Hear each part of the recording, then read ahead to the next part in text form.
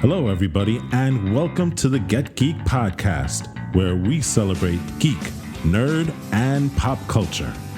Each week, we deliver the best analysis for fans, by fans, on anything related to movies, TV, video games, comics, anime, and manga. We talk geek. And now, here's the Get Geek podcast.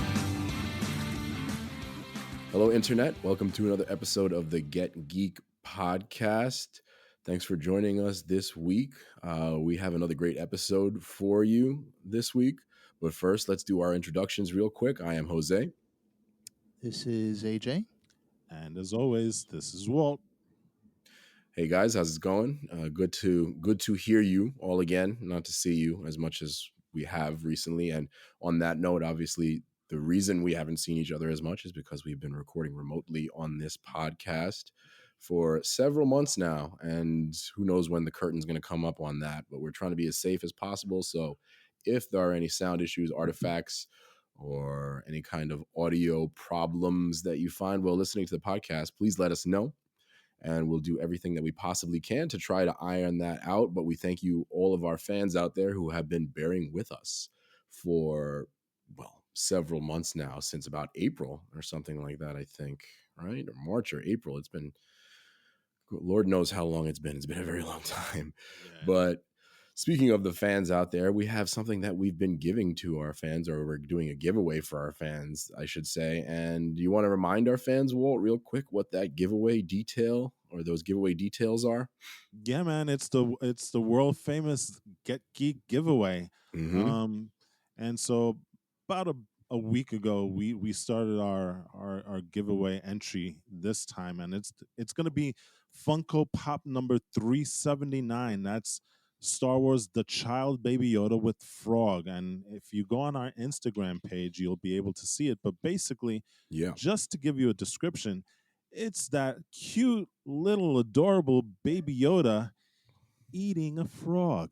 So, which is less adorable, but also more adorable at the same time. Right, exactly. And it takes bigger significance, especially with season 2 of The Mandalorian. Yes. And we'll get into that a little bit later. We absolutely will. So it's pretty simple how to enter. Just go to the IG page of the Get Geek podcast, find the post, like the post, follow our page, and tag as many friends on the post as possible. You get unlimited entries, and obviously the more you enter, the bigger a chance that you get to win this adorable Baby Yoda with Frog. Baby Yoda Funko Pop. That's we like right. giving away Funko Pops. That's our favorite type of giveaway. Because they're so Funkos. Cool. Everybody loves Funko Pops. I have like almost an entire wall of Funkos. Yeah. So the contest ends November 27th, 2020. Yes. Unfortunately, it's only United States entries only. But if you're in the US, sign up, get into the contest. We will announce the winner on the podcast of November 30th, and we will post it on IG December 2nd. So look out for that. And good luck, everybody. Good luck. Good luck, everybody, for winning Baby Yoda with Frog. With Frog. Or the child. The child. Yeah. But everybody calls him Baby Yoda. We know that. Yeah, exactly. So on that note, speaking about episodes, we know you love our episodes. So we would ask you to rate, review, and subscribe to the podcast. Make sure you tell all your friends. And again, review the podcast, because you know what, that is the easiest and simplest way to reach out to us, and it'll be a way that we can have another metric to see if we're giving you the things that you guys want. Exactly. So, just rate and review away, subscribe, and make sure you tell all your friends. Indeed. Please do. And we definitely appreciate your feedback on the podcast. We appreciate any feedback, and we like any information and any reviews that we've gotten so far. We appreciate that from our fans as well. Any likes, rates, shares, and subscribes. Thank you to our fans for doing that as much as they possibly can, and for listening as much as they possibly can these days. So I think it's time to get right into it. This week, right, Let's we're going to talk a little bit about what we've been geeking out about over the last couple of weeks, because we haven't spoken to you, our fans, in a couple of weeks now.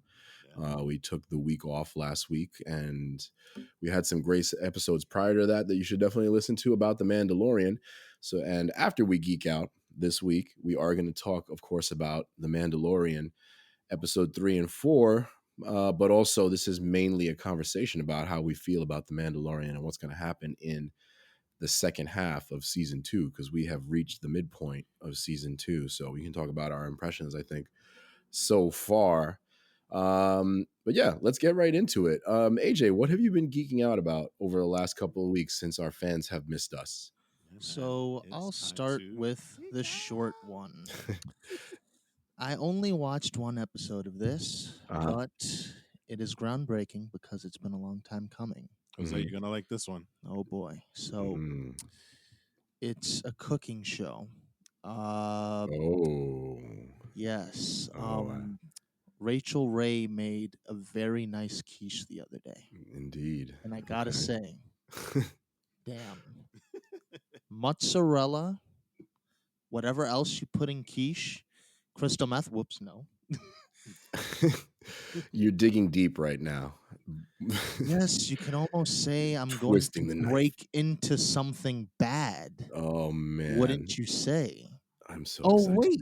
That's the name of the show, Breaking Bad. Finally, one of you is watching it at least. I'm watching Banshee, so you guys should watch Breaking Bad. But go ahead, AJ. Tell us what you think so far of Break Bad. That I like how the very first episode makes it I was half expecting Walter White to just like completely fail. I know that's unrealistic, but Hmm. the way they framed the very first few scenes where like you have all of the chemicals all over the place, they're both wearing masks. Oh, Hmm. even then they knew. Love Yeah. these folks. But It's foreshadowing. yeah, and it was just wow, crazy. I mean, he looked like wow, and then you know what? It's funny. It shows him as he's a Nobel Peace Prize winner, and you think that, oh, he must be a very upstanding character, Hmm. but no, he basically takes a lot of crap. Like he's supposed to be doing the registers the registers, manning the registers at the car Uh-huh. wash, Yeah. only to wash the wheels of a student of his, because Wait a he's also a minute. teacher. You've gotten sort of far then, right? No, that's only the first episode. That's the first episode. Oh, that's right. Okay. Yeah, I'm understanding what's going on now. Is that Continue, please. is that the episode where he's in his tidy whities? Yes, it is. Okay, so Yeah. that's what I remember of that episode. Well, that to me is kind of like it's a semi passing of the torch of his character from Malcolm in the Middle, where everybody's like, this guy's a total goofball, and nobody really knew that Bryan Cranston was a great dramatic actor as well as comedic actor. So that was almost like this is not your like dad from Malcolm in the Middle, Bryan Cranston. This is something entirely new, but we're gonna do a swan Yeah, song and for him in his undies. that Because he did that a lot on Malcolm in the Middle. I'm not sure if you guys have seen that. Oh, okay. and this really isn't the dad you knew, because No. by the time you're done with this first episode, he's already killed like two people. It's nuts. Hmm. And I like how he approaches, like, well, I mean, he's obviously gonna approach it from like a sciencey thing. He's a science guy, Yeah. but like I don't know. I appreciate the whole. So you want to know my recipe? Okay, come in with me. Totally not gonna do something completely sus. Let's put some red powder and get out of here. And that was a very nice. That was a very awesome scene. I actually liked it a lot. And just watching him panic is also really funny. Yeah, like the panic that he has in that first episode when he thinks the cops are gonna come grab And him, it's and just then the fireman. yeah, they just drive by and he's like ready to like blow them away, and then I'm he surprised they sees he has didn't the see his gun. gun. Well, they were kind of far away, but like yeah, you figured like a guy with his arm up in the air might have been something that was a little, as you said, sus. Yeah. out in the middle of the desert, especially near where there's a fire that And with just no pants on, occurred no less. with no pants on, right? Like that's the guy who set the fire if you're the fire department. But And then just to wrap up, like this little mini microscopic review of the first episode. mhm, I really like how he plays off. Was his name Aaron Paul's character? It was like yes. Captain Cook. Yeah, yeah. He's such a goofball. Yeah, it's He's like such a loser, it's like, kind hey, so of. we're gonna make it in your garage, right? Dude, do you take a crap where you live?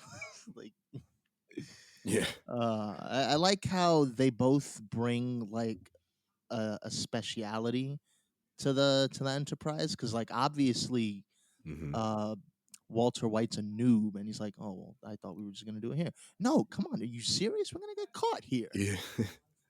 They But complement then each on other the other well hand, the early guy's like, on. oh well, I know how to make crystal meth. But then Walter White is like, nah, this is how it's done, my friend. I think if you enjoy the character interaction and development in just the first episode so far, understand that the show was actually cut short in the first season by the writer's strike that occurred that year. Oh, So like they didn't get a chance to really develop and make the first season as good as they possibly could have, but it's short. So you can get through it fast, and then trust me, as the seasons continue from 2 and on, all that character development, all the changes that they go through, and all the stuff that happens to them just gets crazier and crazier and crazier. And I think you're gonna love it. I'm really glad that you're watching this show because I will be able to talk to one of you now about how awesome it is. Just assuming that you enjoy it, but I think you will. yeah, I'm liking it so far. And it's funny. You talk about seeing something start up, starting something Mm, new. yeah, Then you also come to the death of a show yeah. and going out with the old.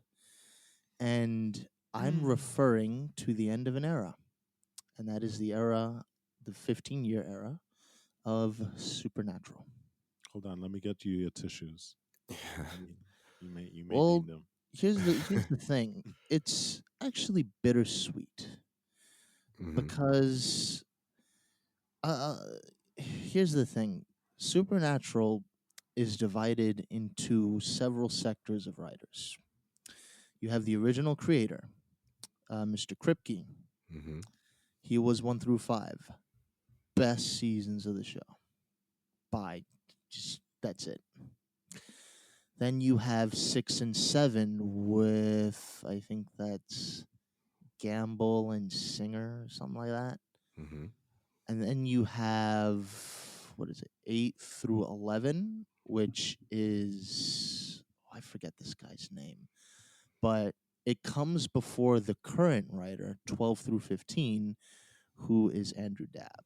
Now, I'm not going to spew my hate fest, or I don't want to say hate fest. That's a little strong, it I has been a little wonky lately.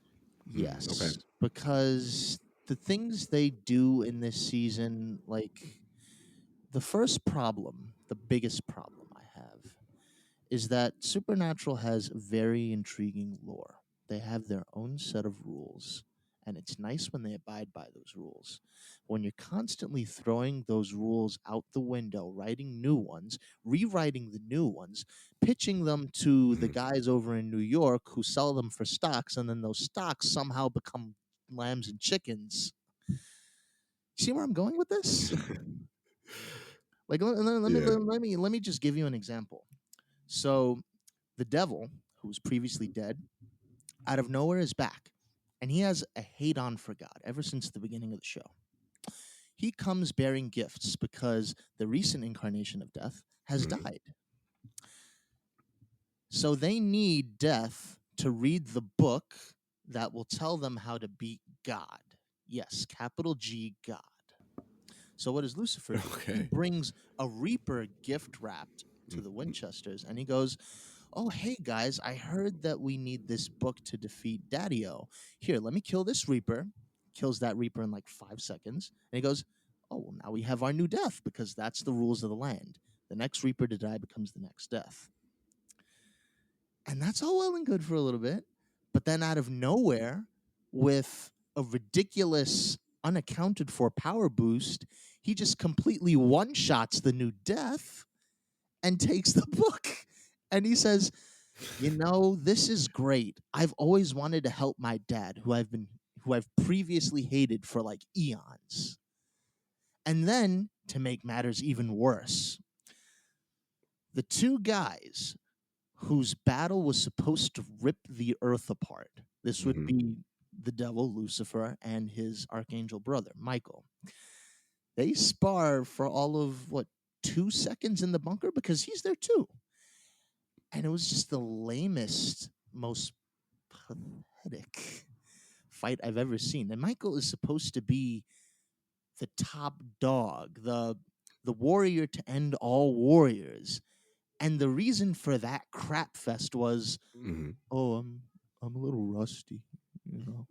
They went Dragon Ball on that episode also. Yes, they've been They made doing it that since very, season 13, and very by God, anticlimactic. the point I'm trying to illustrate here is that it seems all so lazy and of very low quality, and it's frustrating. But that's been kind of the MO for these last couple of seasons. By the way, we've actually caught up finally in the final season. So You and Eli? yeah, so we're Okay. on we actually did not see the finale, even though the episode before seemed to serve as a perfect finale, to the point where we don't even know Oh, what the finale is really going to be, right? Well, at least we didn't. I will Eli, get to that. Andre knows, AJ knows, But okay. but but the last are you couple of listening seasons, to any of this? Can Yeah, how this is anticlimactic, it sounds like. It's Like not that's even kind of that. what you know what it is, and some of it is, at least. I'm gonna speak because right now AJ is about to blow a gasket here. His face is turning about as red as the shirt that he's wearing. Yes, I feel the hate flowing through you, Yeah, AJ. but I definitely do. I will say this: Supernatural in the last couple of seasons have been very very annoying because they seem to be retreading old tropes that the previous seasons had. Yeah. Like one of the things that has been forever within Supernatural is the distrust, sort of, between the two brothers. They cannot tell the truth to each other, and it seems like, especially the last two seasons, they've been doubling down hard on that, which it's just like, guys, we've done this for already 13, 14 There seasons. was even a season Yeah. that resolved it.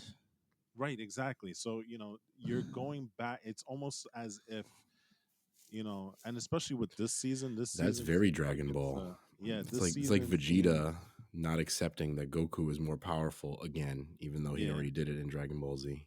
this season brought back people in very strange and weird ways just because it's the final season, and we had to bring him in. There's no narrative sense to it, I guess is what it is, right? No, there really isn't. And this was supposed to be the crown jewel, the fight to end all fights. And it was just so disappointing. And just to wrap this up, I'm gonna very briefly preface the actual finale. Okay. And I'm going to say, while I was very disappointed with all other episodes this season, this last episode was a gut punch. And you know what? It actually wasn't as bad as I thought it was going to be. Interesting. It's not perfect, but it.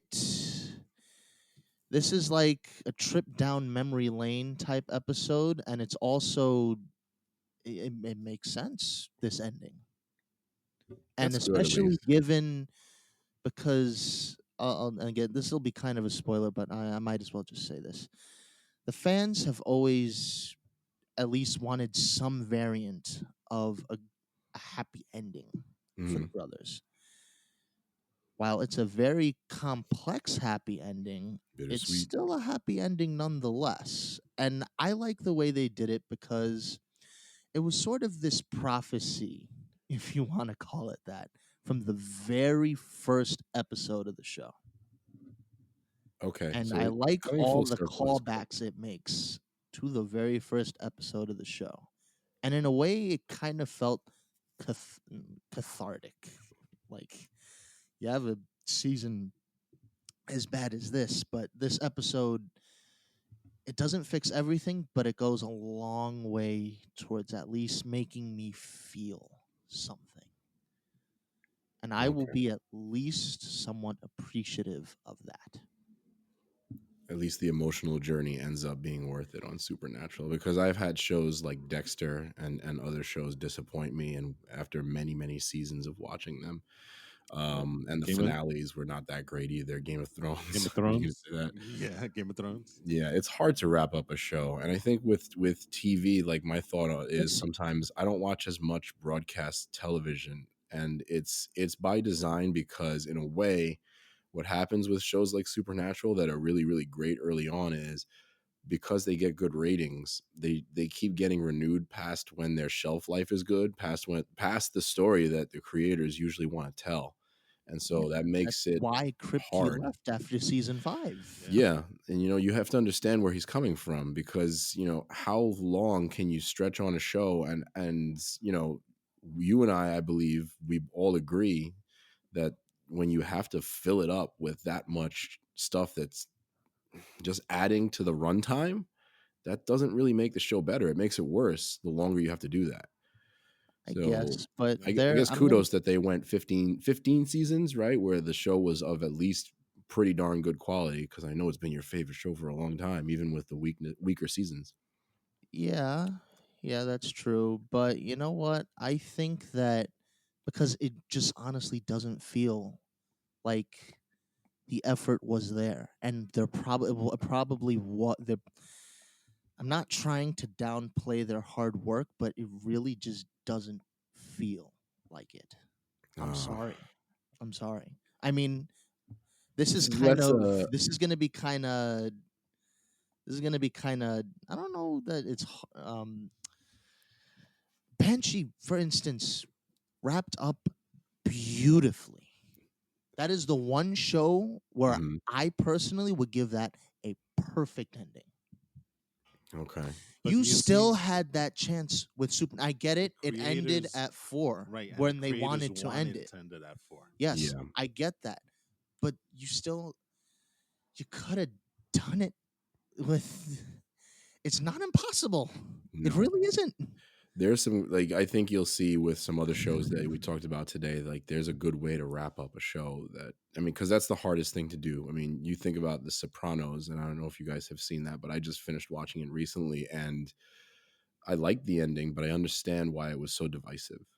And that's what's really hard about shows like this, because you want almost like it's hard in this way, to me at least, because you want a happy ending, but you also want a sad ending at the same time, because a sad ending leaves more loose ends for maybe like some stuff that can revive the show or something to think about No, after no, the no, show no, is no, no, no, over. no, no, At no, least for no, me. no, no, no. At least it depends on the show too, but I don't know. Like, it's really hard to wrap up a show. That's all I'll But say. he's Well, if you wanted to end it season 5 and then bring it back, fine.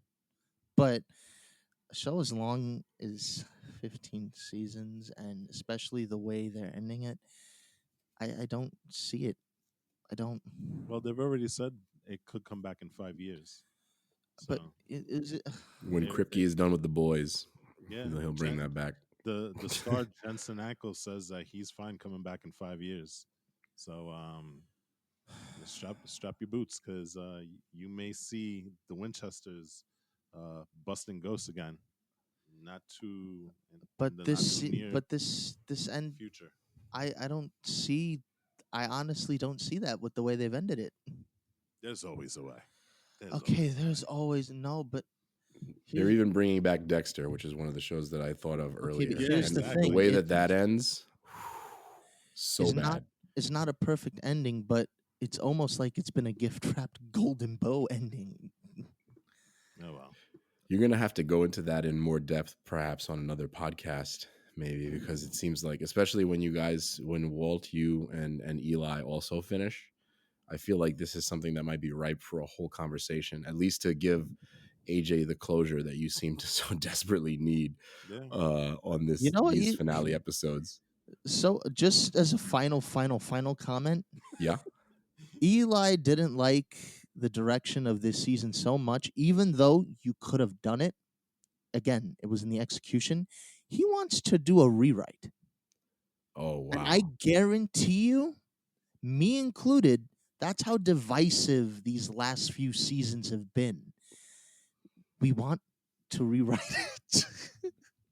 Maybe you Well, should you can rewrite it in 5 years. send it to Kripke There you and go. see, then tell him like, hey, this is what we should have done, and then see Well, if he again, it agrees with you. wasn't really him. I know, but Yeah, he wanted to wrap it up many, many seasons before, so yeah. it might be one of those things where the creator comes back. He'll like Snyderverse it. He'll come back and be like, no, no, no, no. This was my intention for the show, and he'll do like 2 seasons and wrap it up his way and say, yeah, season 6 through 15, that was a dream or Wow. something. They just I did don't a know. JR Dallas type of thing. Yeah, That's great. that's a old reference, but for Yeah, those of us that understand it, that's exactly what it is. that's crazy. All right. All right. There was a lot to deal with this supernatural finale, and we'll certainly find some way to revisit that for you in the future, AJ. Yeah. Walt, can you tell us what you've been geeking out about over the last couple of weeks? Well, I would have geeked out on the supernatural finale, but I haven't seen it yet. So we'll hold off on that, like you said. In Um, time. so he was really negative about his geek out, right? I'm going to be a little bit Except for more Breaking Bad. positive. The, Oh, the, well, the that's true. second part of it, The second part, but I'm gonna. So we're now in the V-shaped part of the recovery, right? the V-shaped recovery. Yeah. So we went from Breaking Bad, which was really really good, to Supernatural, which is wasn't that as good. Um, but I'm gonna talk about something that I've been trying to play as much as possible, Hmm. um, and it just came out not too long ago. This Okay. is Ubisoft's Assassin's Creed Valhalla. Valhalla. Okay. Valhalla. Nice. So, um, this game came out on I think it was November 10th, if I'm not mistaken. I could Very be wrong. recent. Yeah, Hmm. very recent, like maybe Hmm. like a week or so ago. Yeah. And so it's available on all the platforms. It's on the PS4. The PS5 is also. It's on all the Xboxes. It's on Yeah. I think it was a PCs and launch title, Stadia. right? Yeah, So, like, exactly. there you So go. It came out about it's launch. everywhere. It's Hmm. everywhere. So just so that you guys know, I've been playing it on the Xbox One. So I'm one generation behind the current generation, right? But I, you know what? Hearing what I've heard, I don't think it makes that much of a difference because it looks like the Xbox Series X and the Series S really hasn't hit its stride in terms of optimizing games so much. So Right. you know And you're gonna have to pay like $1,500, it seems, to get a hold of one of those right now anyway. One of those exactly systems or right. PS5. So no thank you. It's not Yeah. worth that So much. you're still gonna get the same gameplay. You're gonna get the same thing. Maybe the graphics will be a little bit shinier, but not by much. At least that's what I've heard. So, it's funny because the first iteration of Assassin's Creed, believe it or not, was 2007. So we've had 13 years of Assassin's Creed. And about 30 Assassin's Creeds. Well, believe it or not, this would be the 12th major release. No, I I mean, know. they've There are had a lot of yeah. There's versions. all these little side games and stuff like that. But in terms of the main releases, the 12th one, Hmm. we didn't have an Assassin's Creed last year, but the year before we did have Odyssey, which I also do have, and that one dealt with the Roman Empire. Hmm. Um, and it wasn't as no, I'm sorry, that wasn't Roman Empire. That was more Sparta, if I remember. You know what? Mm. This shows you how uninterested I was in that game because I started playing it and I quickly lost focus on it and I've never gone back to it. To So Odyssey. Wow. yeah, Okay. Odyssey. Yikes. I was not a fan of Odyssey. I thought it was clunky. I thought the animations weren't there, and this is my personal choice from what I remember. And like I said, I haven't played it probably in over a year, Yeah. so it didn't make that big of a an impact on me. But you know what? When they announced Valhalla, I said, you know what? This is interesting because now, we started with Assassin's Creed and the Templars and things of that nature. And we've gone to Native American, we've done pirates, now we've done Odyssey. That was a good one. And I like the Pirates one. That was one of yeah, my and favorites. that's the I one haven't that played had the all of them, ship but battle, right? yeah, that one was Ship great. warfare. Hmm. So they've had a lot of interesting ideas when they started thinking outside the box. So I said, you know what? Vikings, I'm game. That's a really good period. There's not a lot of history behind it because of the nature of how It the was Vikings were. Spartans. It was Spartans, right? Yeah, Yeah, Odyssey. Yeah, I Yeah. should have yeah, the known Odyssey. Greece. I kind of remember that because we were on like a Greek island and stuff like that, and that's why I said it's not Romans, it's Spartans. So, but again, that shows you, how disinterested I was in that game. But with Valhalla, like I said, this was a brand new franchise. It's still running the same story as all the other Assassin's Creeds. Hmm. Um, 12 versions later. 12 versions later. What, Um, 12? yeah. 12, yeah, he mentioned earlier there's Oh 12 my Assassin's Creed main games. goodness. Yep. The story is going on a little too long at this point, I feel like, but It continue. is. And so Continue. just so that you know, the person that so with Assassin's Creed, the precept of the game is that you're actually living in present time, and Yeah. there are operators that work for the Templars, I believe, and they're trying to save the world. And the way they do it is they enter this machine called the Animus, Hmm. and you go back in time using ancestral DNA to the time of the Assassin's Creeds whenever they're going back. And again, like I said, there's different time periods that they've been messing around lately. And you're trying to find weapons that would help you in the present day to kind of save the world, right? Yeah. So the operator that they're dealing with in this game was first introduced in the 2017 game. And so that's a little bit of a difference there. So they from 2017 on, they've been using the same operator. But again, your ancestral DNA has changed. So 2 years ago was Sparta. Now we're in the Norse lands of the Vikings. The good thing is that so far, I want to say almost 98% of the game Hmm. I've played so far has dealt with the Viking story. And that's a good thing because the Viking story, believe it or not, is actually pretty good. Um, Yeah, it's almost like the game is faltering recently because people are tired of the anime storyline. I hmm think people actually preferred it if it was really the in the age and the era that the games are set in, and they kind of drop the anime storyline a little bit. But go ahead a little bit more Yeah, and it's tell true. us So about the story. it's the story deals around the time of 875 AD. Hmm.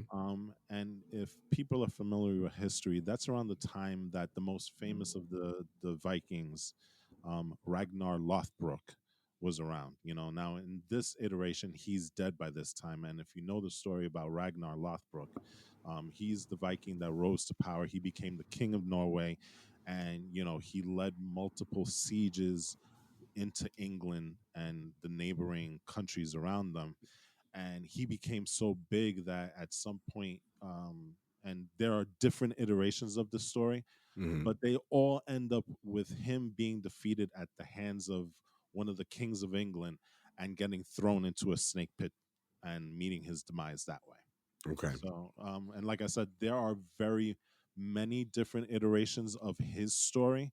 Um, and within those iterations, there are different Ragnars. So, he's one of those shady y- depictions of history, but at least we know of him more so than mostly any other Viking, and that's why they did the History Channel show the Vikings based on his story. Okay.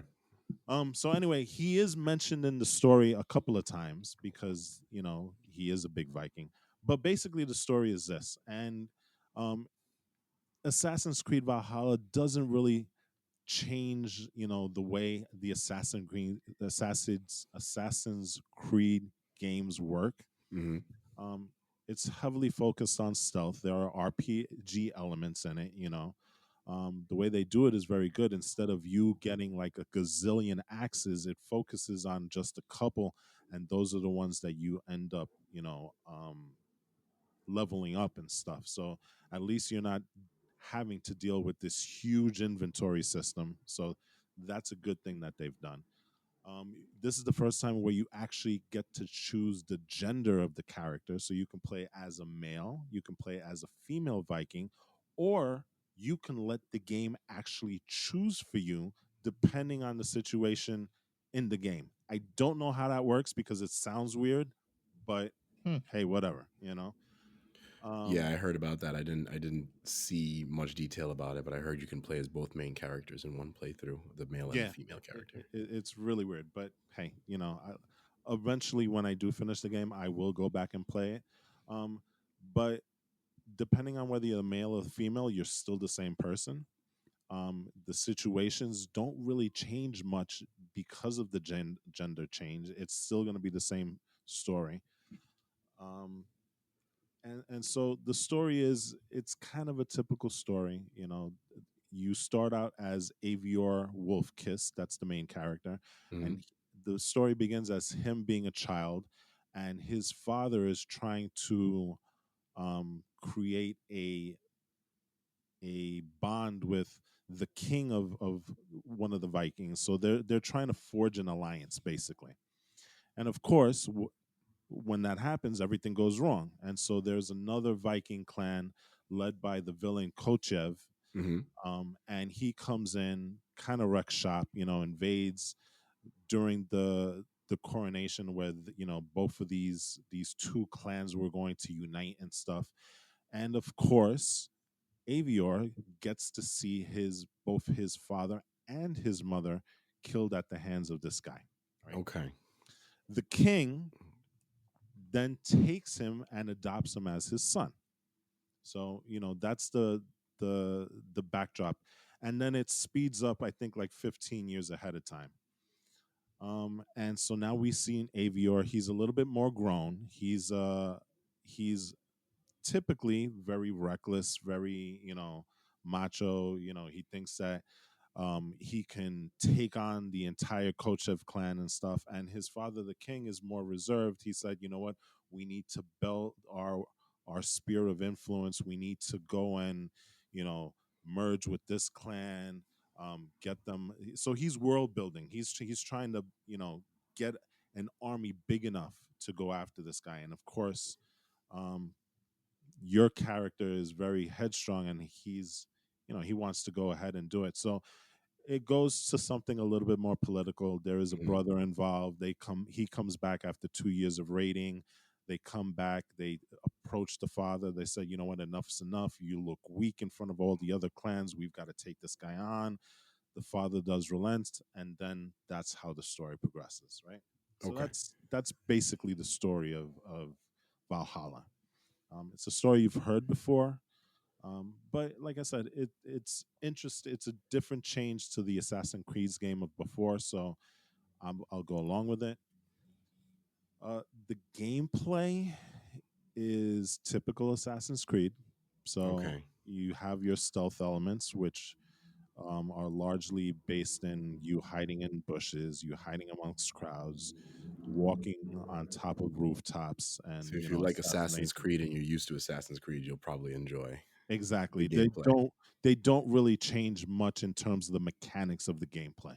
Okay. Um, for me, it felt a little bit loose, and I hate to bring it up, but I compare this to Ghosts of Tsushima, where I think the gameplay mechanics in terms of fighting is a little bit tighter.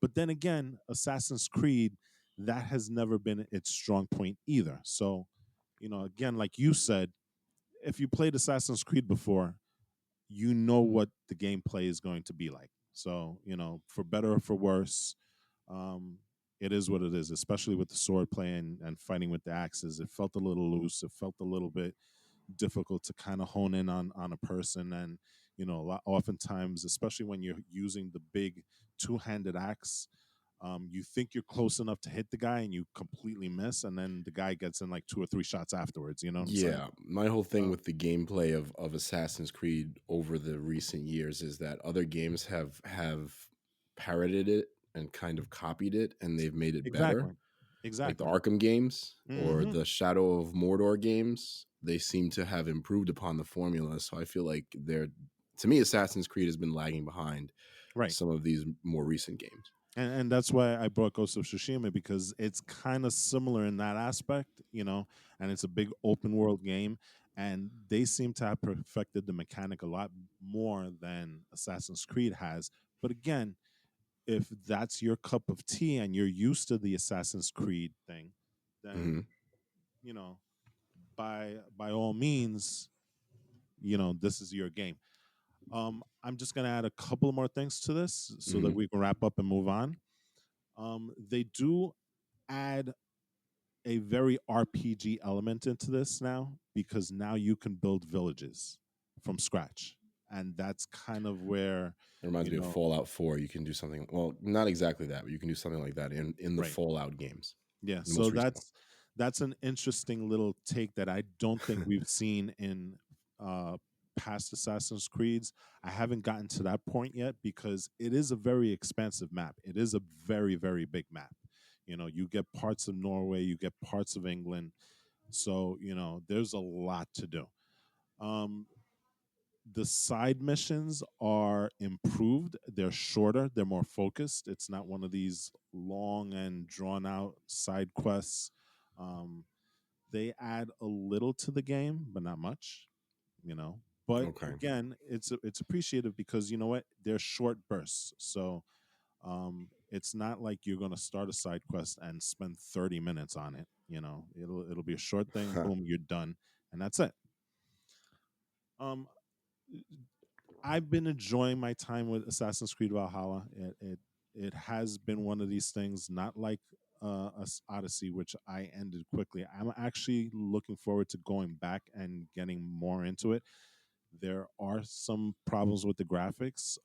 It tends to quite often you have to pause the game to get back into it in order to get your character to move.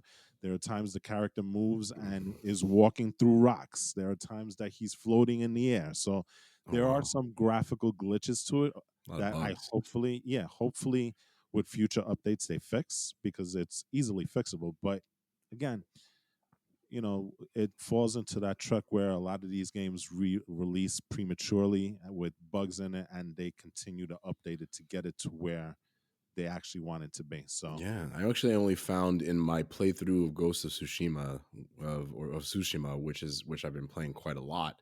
I've only found one very major bug in the world, at least, where there was an area under like you're like under some sort of deck, and you fight guys under there, and when you do hmm certain special moves, you sink into the ground and then come back up when you're done with the special move, and that's the only big bug that I found in that game. right. So okay. So some games do it better than others. Quality assurance, quality control is better in some games. Some games they try to rush it out as quickly as possible.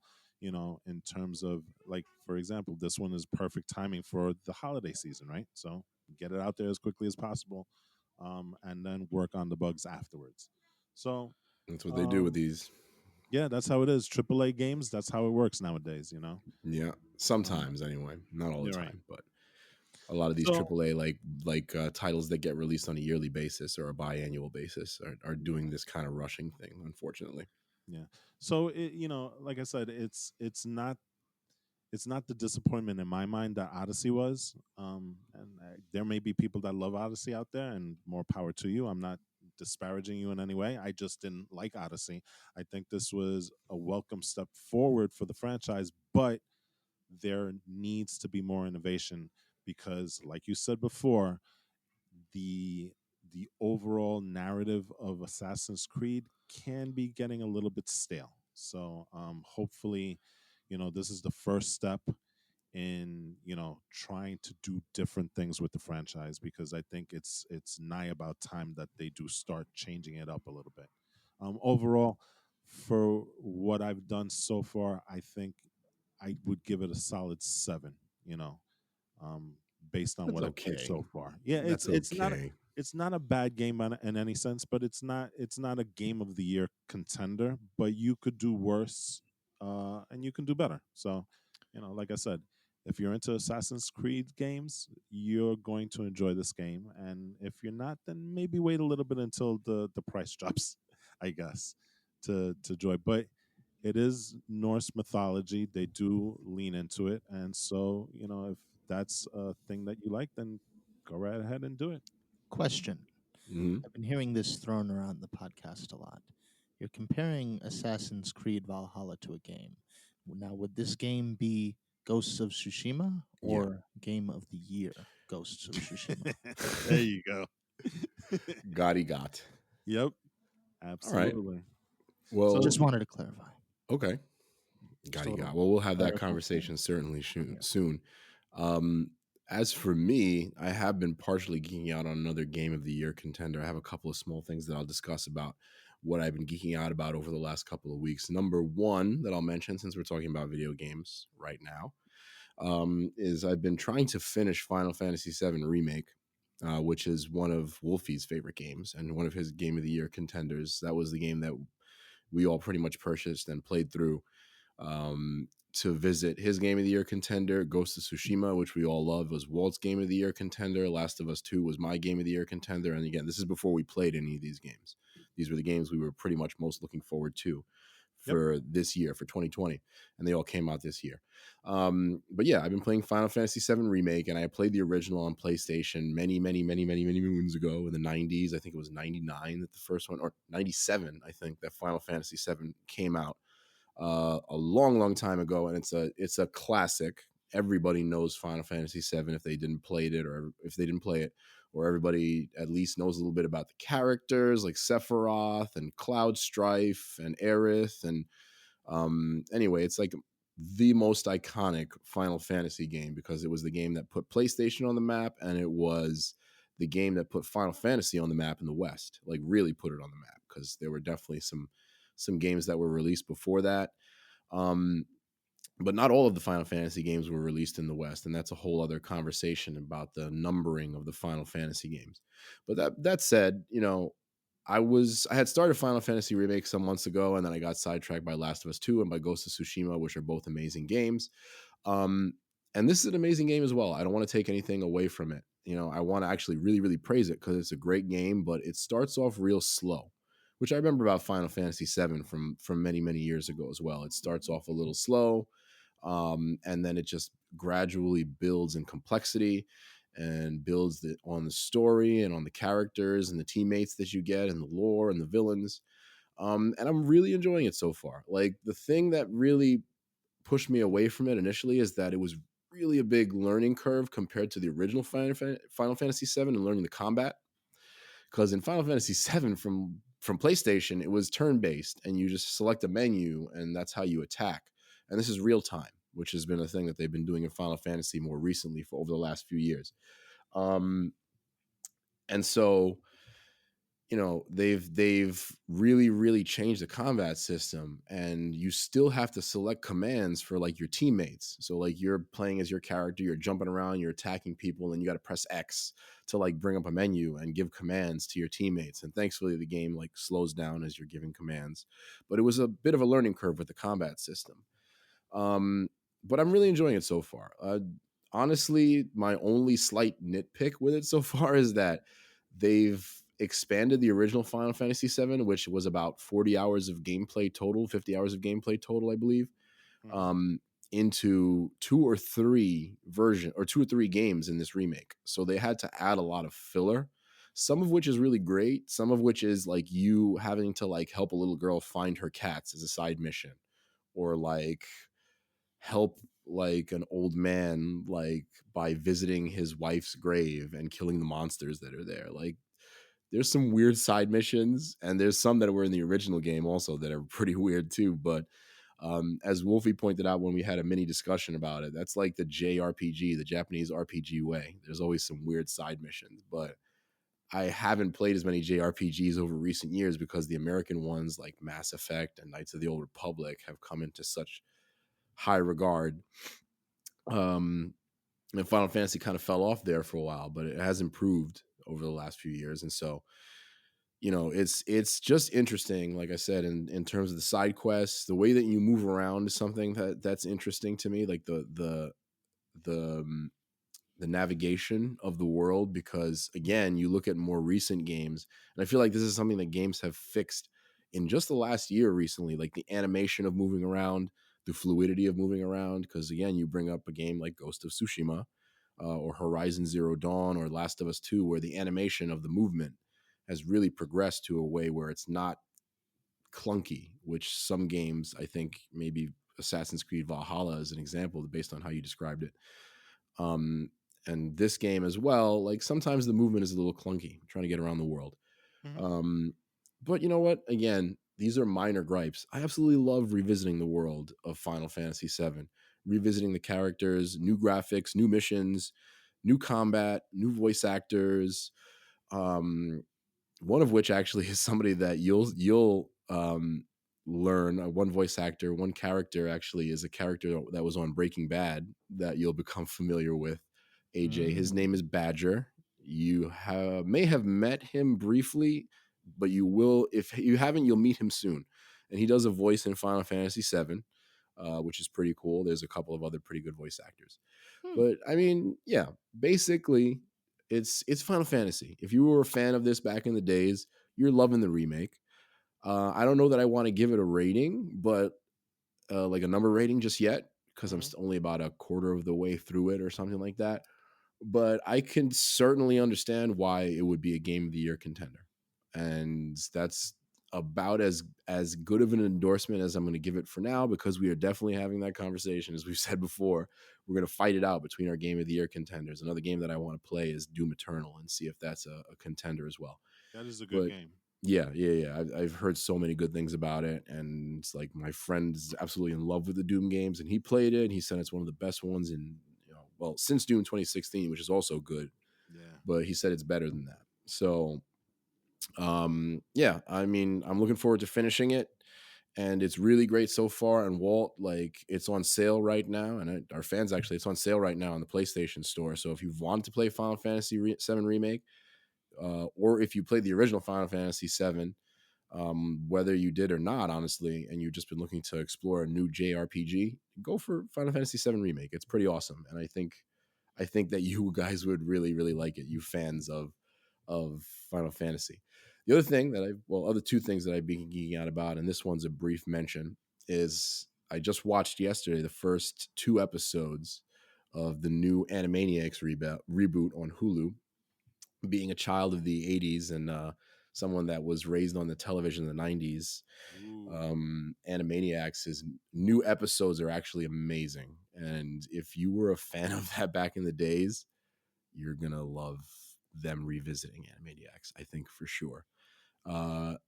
They are more focused now on the Animaniacs, Yakko, Wacko, and Dot, and Pinky and the Brain. Those are the main sketches that they do. They don't have as many of the side characters that they used to have. Even the theme song has changed because they used to like name those characters in the theme song, the Mhm. opening theme. So since they're not in it as much anymore, they don't mention them. But I mean, it's great so far. It's exactly what I remember from the original Animaniacs, which is when I was a kid, it was hilarious in a way that I couldn't even understand, because a lot of the jokes are actually for adults in Animaniacs. Um, just as a small example from the original show, there are definitely a lot of jokes about Bill and Hillary Clinton. They make a lot of jokes about how a lot of people perceived Hillary as doing a lot of the work of the presidency in the 90s, because there's one sketch where Yakko, or no, where Brain is talking about like politics with Bill Clinton, and Hillary is there, and Hillary's doing all the talking, doing all of the negotiating, and Bill's just looking at her like, "Do you think that that's okay, Hillary?" So, like, obviously, for a kid who's like 9 or 10, that kind of goes over your head a little bit. Or like, I was about 13 at the time, but it goes over your head a little bit if you don't know what the heck's going on. But it's still hilarious. There's still a lot of good fun for kids in it. And I definitely recommend checking out new episodes of Animaniacs, especially if you were a fan of the original.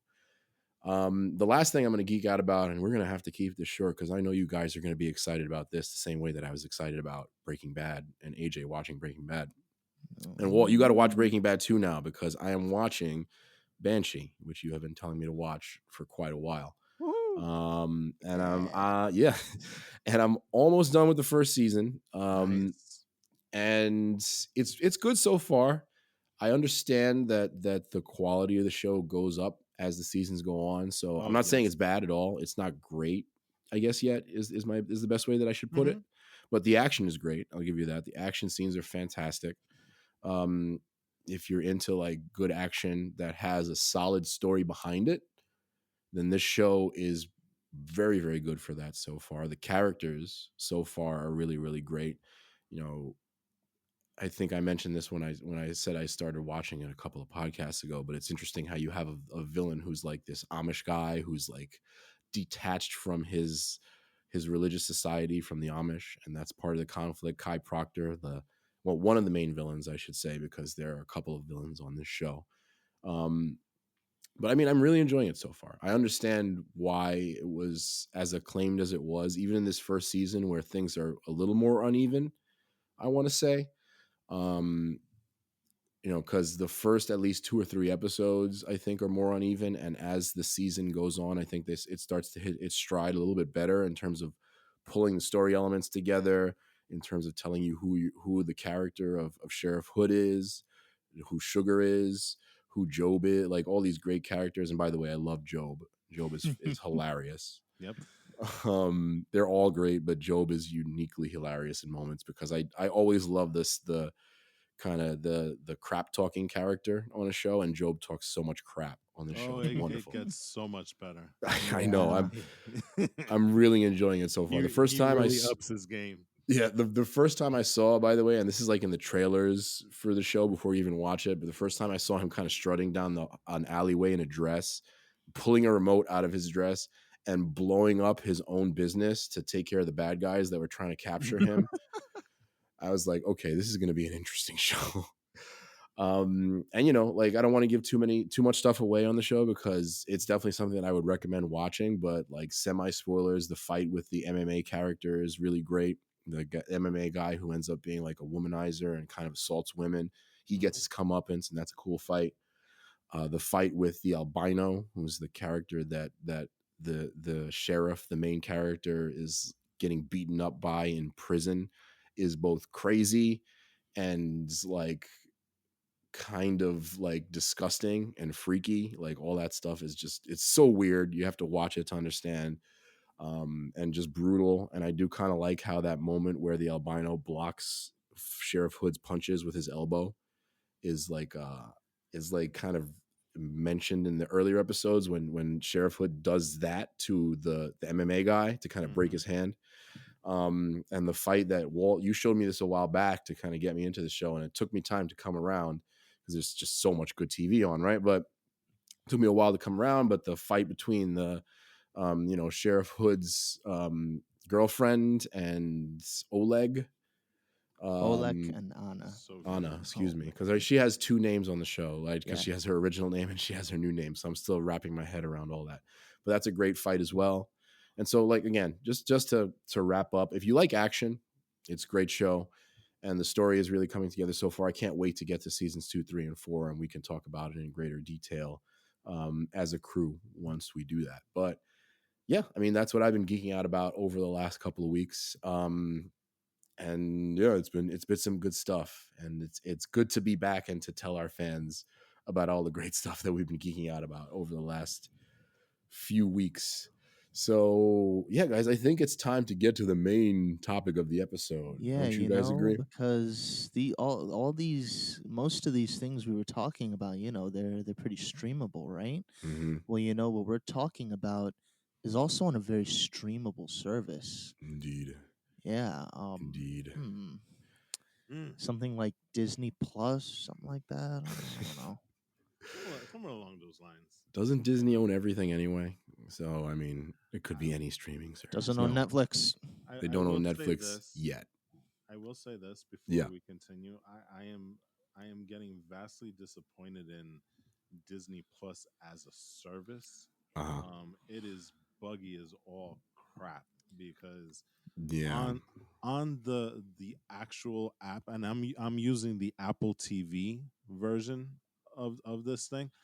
I cannot rewind or fast forward at all. On the app on Apple TV?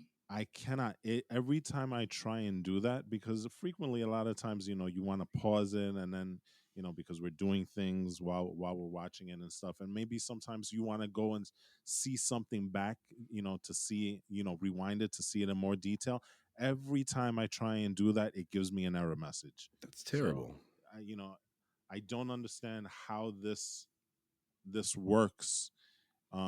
Disney, there's no reason why this isn't fixable for you guys. So, That's a you know, horrible app. yeah, it really, really is. It's really bad. So, Wow. Okay. So if maybe there's some communication with Apple or cooperation with Apple that's not working over here, like the Fortnite situation. something's not working. Something's definitely not right if you can't rewind and fast forward No, in a video app. But you did get to watch the episode as I did. as sadly as it was observed on the terrible Disney Plus app. And of course, we're talking about The Mandalorian, episode 4, episode 3, and the season so far, right? So Past two episodes have been great. the last 2 episodes. Okay, yeah, because I was gonna ask what you guys have thought about the last 2 episodes, because I know that there's been some conflicting opinions throughout the crew about like the first couple of episodes and then where the direction of the season was going. So let's talk about, I guess let's talk a little bit about episode 3 first, right? Because, and there's going to be a loose conversation about like the whole season in general, but episode 3 had some big revelations, right, guys? Some huge revelations that were kind of expected, Indeed. Yeah. I mean, right? AJ, you want to talk about that? Yes. So, episode 3. Yes. So, one of the, for a show that's not like so in episode 3, that's where you're going to see they're on the watery planet already, right? Yeah, that's Just when to the make sure. frog lady, they get Mm. frog lady to Yes, the they watery finally made it planet to their destination after Yes. because all these setbacks. they were limping away after episode 2 and the deal with the spiders. So they finally make it to the water planet. Did we get a name on that planet? I don't remember. I I'll double don't. check. Yeah, I think they did. But really doesn't matter. you know, it's one of those things where it's like, okay, you got there. Um, let's just move on with the story. At Okay. least All right. that's how I felt. Yeah, so we're looking for some Mandalorians in We that are. episode. And Mando, he's looking for his Mandalorians.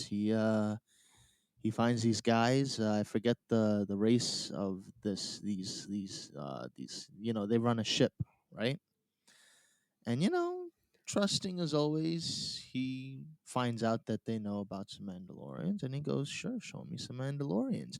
Turns out they tried to get him eaten alive by this weird water thingy. They push Baby Yoda in. They give us another one of those jerky scares. Yeah, some sort of like kraken slash like sarlacc looking sea monster Yeah, eats Baby Yoda, or at least eats Baby Yoda's bassinet. capsule. Yeah, and then even though there weren't supposed to be any quote unquote Mandalorians, some Mandalorians show up. Whoa. And they're not just any Mandalorians.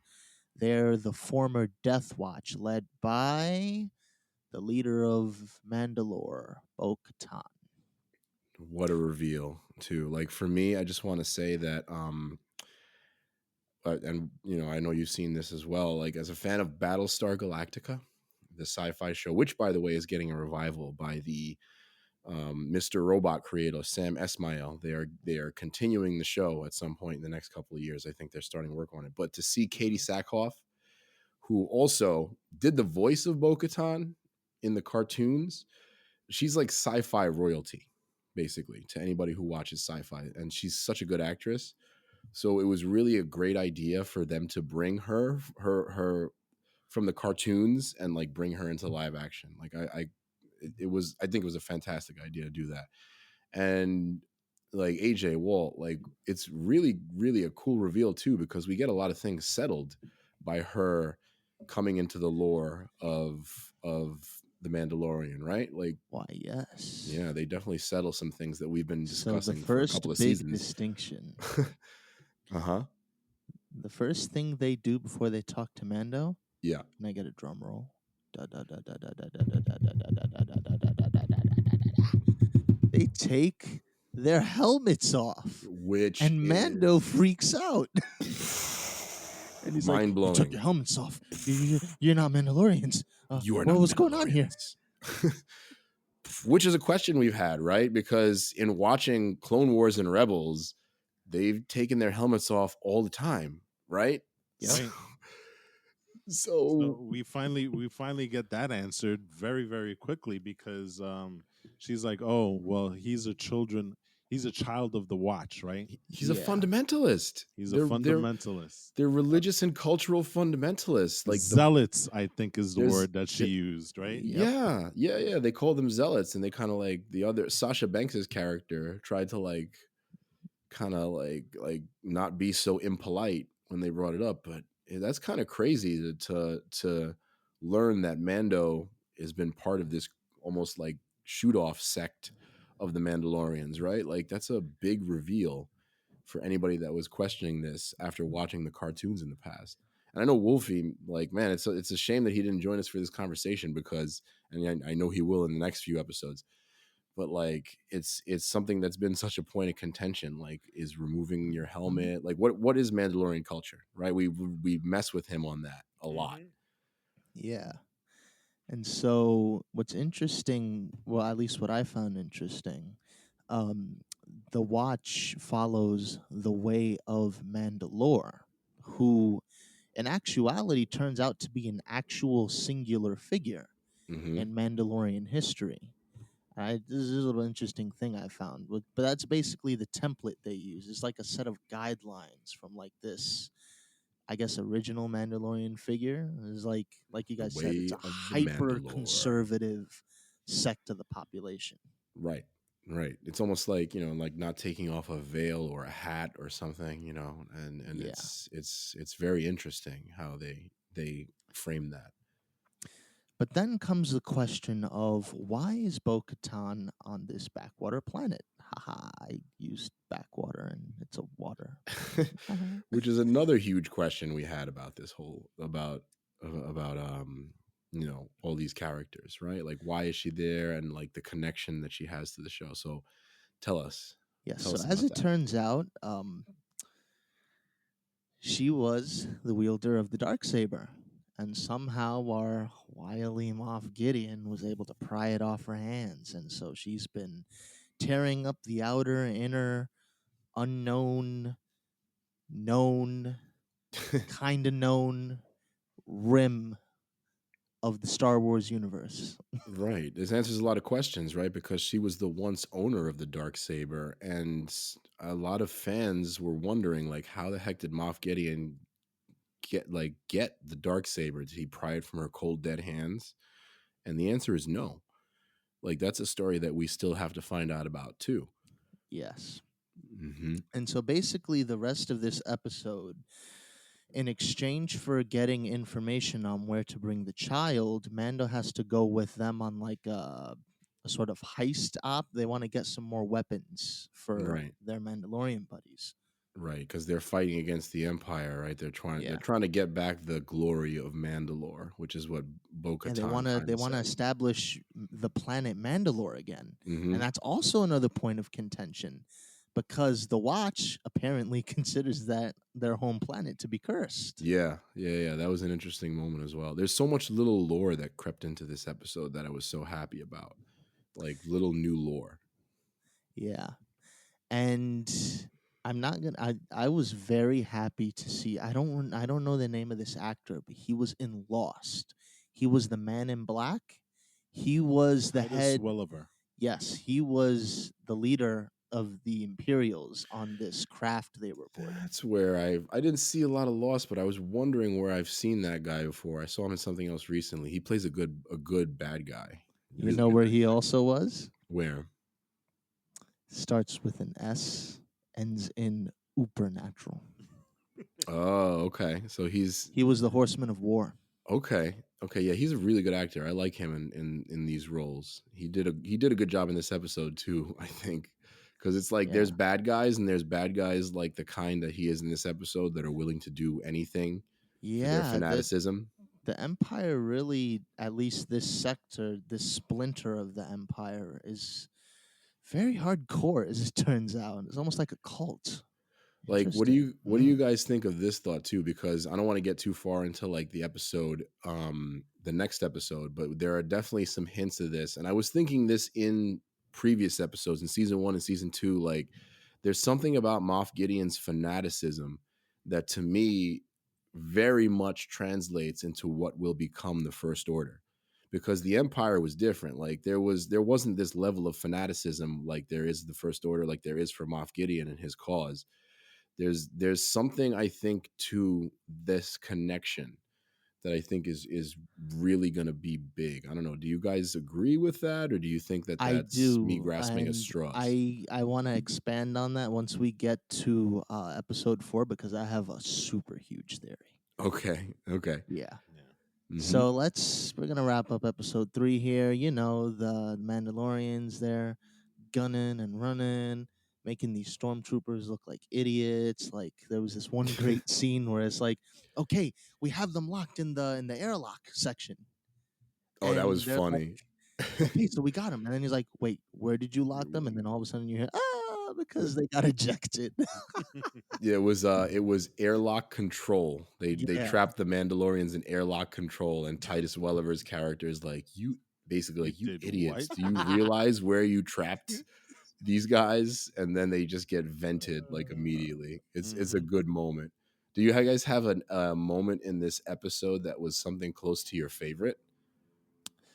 mine's is kind of close to the end.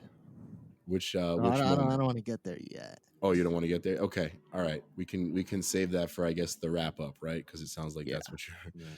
gonna say. Walt, do you have a favorite moment or something that you want to mention about the episode before we get Yeah, a little bit I to the next one? do.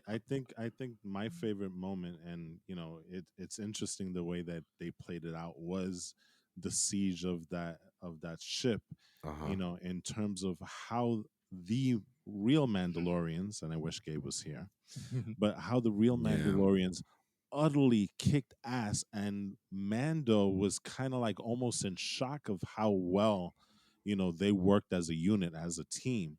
It was really refreshing to see the Mandalorians really just take stage. And there was that moment where Mando stepped up and stuff like Yeah, that, he had his which he moments. had his moment, and I'm not taking that away from him. But just to watch them and how they operated as a unit, as a team, and watching the Mandalorians go to work was really, really refreshing. It was really, really interesting. And I don't know if you saw it the same way, but it almost looked like the Mandalorian Din was a little surprised at how they were acting as a group, you know, in terms Yeah. of their tacticalness and the sheer just the warfare that they brought onto that ship, you know. I think it was interesting because yeah, there's a couple of hints about how he perceived that, but I thought his big moment in the episode, which wasn't necessarily my favorite moment of the episode, but his big like climactic heroic moment when Mm-hmm. he runs down the hallway with the grenades, Yep. with the thermal detonators, I should say, and tosses them at the stormtroopers. I thought there was something interesting about that moment, and I feel like we're going to learn more about this later on. Didn't it But feel to you like he was trying to say, "Hey guys, I'm I could be just as good as you guys. Yeah, partially, Right? partially, but he was still like a kind of a mess in that moment, even though he was just getting shot at. Like it was a Right, heroic exactly. moment that looked kind of wonky, like he was trying too hard, and that's something that they would certainly visit, I think. Hmm. But I wonder also because we have this conversation about Boba Fett and his armor and the construction of his armor. Why is it that he was the one who was most willing to take a chance on running out into that hallway and getting blasted? Like, do the other Mandalorians not have Beskar? Do they have Durasteel instead, which is still powerful? But like, even if you look at their armor, and it might just be that his armor is newer, but there's a different look to their armor pieces. I wonder if maybe they don't have Beskar. Maybe Beskar is just something that's partially kind of really important to the watch, to his specific Hmm. sect of Mandalorians. And there's going to be theories about that too, because that's all kind of rewriting canon in a sense when it Right. comes to what Mandalorian armor is made out of. But yeah, there are definitely some very very interesting moments in that. Yeah, that whole Um, scene had a lot of untold stories in it. Yeah, a lot of untold stories. I think my favorite part was kind of like the beginning of that scene too, where in a way it kind of reflects what you were talking about, Walt, where they all kind of first start attacking on the Imperial ship and they like do the badass walk down the hallway basically where they're like just taking out stormtroopers like nothing and like Hmm. Bo-Katan is like shows why she is like she's like got to be in her 40s or 50s, right? The The character. woman almost never ages. If you look at the pictures between her in Clone Wars and Rebels, Yeah. she basically looks the same age, to be Right. honest. And Katie Sackhoff is 40 years old, so she's Right. close to the age of the character, but she's also kind of young looking for her age as well. So, Hmm. but like, yeah, they show why she was the ruler of Mandalore though in this scene. And I thought it was really really cool. And again, because Katie Sackhoff makes her return to something that I'm watching, super super excited about it. Yeah. And so to wrap up episode 3, Uh huh. we finally get to the cockpit and we come upon my favorite part where I don't remember the name of the commander, but he tries to get instructions from Moff Gideon like, "Hey, we need help." And Moff Gideon's like, "Yeah, so where are you?" And he's like, "Well, we're almost on out of the planet." He's like, "No, we can't do that." "Okay, but we really need but what about the shipment?" "No, we can't do that." "You know what to do, man." And at that point he just goes, "Okay, I know what to do." And then he shoots the guy who's actually steering the ship, and then he gets in the seat himself and just does a complete nosedive. Yeah. And as he's doing the nosedive, the Mandalorians are able to get in there in time, and they get him off the seat and they try to pull up, pull up, pull up, pull up. And as they're about to question him, this guy basically takes the equivalent of a cyanide pill and Yeah. kills himself He's like a before he can get 007 questioned villain. anymore. Hmm. And that was kind of my highlight for the episode because, like you Yeah. said, it shows how far they're willing to go. And to me, it demonstrated that this is a super culty part Yeah. or faction of the Empire. Exactly. Exactly. That's I totally agree with that. And I thought that moment was great as a result too. Hmm. And so it was a close call, but hey, they pulled up. And Bo Katan's parting knowledge to our friend Din Djarin is this. So, you're looking for a Jedi. There's this one I really recommend I know on one. something street and this planet. Her name is Corvus. Okay, Hmm. off the corner of Corvus there. Her name is Ahsoka. Tell her that Bo-Katan sent you. Instant access. What? The still rumored Rosario Dawson in playing the role, and I really, really, actually can't wait to see that in live action because, Yep. yeah, And that let was me a just huge reveal. say, um, and I really should have mentioned this to wrap it up, but at the very end of the episode, the Razor Crest is done being repaired, and I'll get to that in a minute. Sort of by a Yes, Mon Mon Calamari Calamari. repairman. Yeah. And they, they go off, and it's kind of funny because the Razor Crest is still in shambles. But I just want to say the Razor Crest is probably the hardest working ship in this universe. By It is the God. biggest piece of crap outside of the Millennium Falcon after Han Solo took it. You know what I'm saying? Like, yeah, It wow. is literally being held together by strings. So I mean, it's just I just don't understand how that thing even flies at this point. You know? Yeah, like, and how much money does he spend on like those repairs? This is ridiculous. Does he have insurance? Like, what's the deal, dude? Yeah, Like, I don't know. You know? Well, actually, that is what we get to in some part in episode 4. yes, we do. Which, okay, okay, I'm gonna put it out here right now, right here, right now. And I'm premature on this, and this maybe, but and this is not a spoiler, but so much like so far for me, this was the best episode of the season. I'm gonna say that Yes, right I now. will agree. Chapter 12, The Siege. Okay. Um, It so was we get, directed by Grief Karga. yeah, by Carl Weathers Yeah, of Rocky fame, of Action Jackson fame, of Happy Predator. Gilmore fame. And wasn't, yeah, it was a really, really great, really, really well directed episode, I think, to start off with. Since you mentioned that Grief Karga directed the episode, he has a lot of great moments in the episode. The action, I think, in this episode is among the best that we've seen in the series so far. The comedy is really great. I mean, I really, really, really, really enjoyed this episode. What about you guys? Like, It what did had you a think? it had a lot of hints of New Hope in it. I was gonna say that later. You beat me to it, but Sorry. So I'm no, just that's gonna put it okay. out there though. That's okay. It did have a which made for a fun episode. You know, Yes.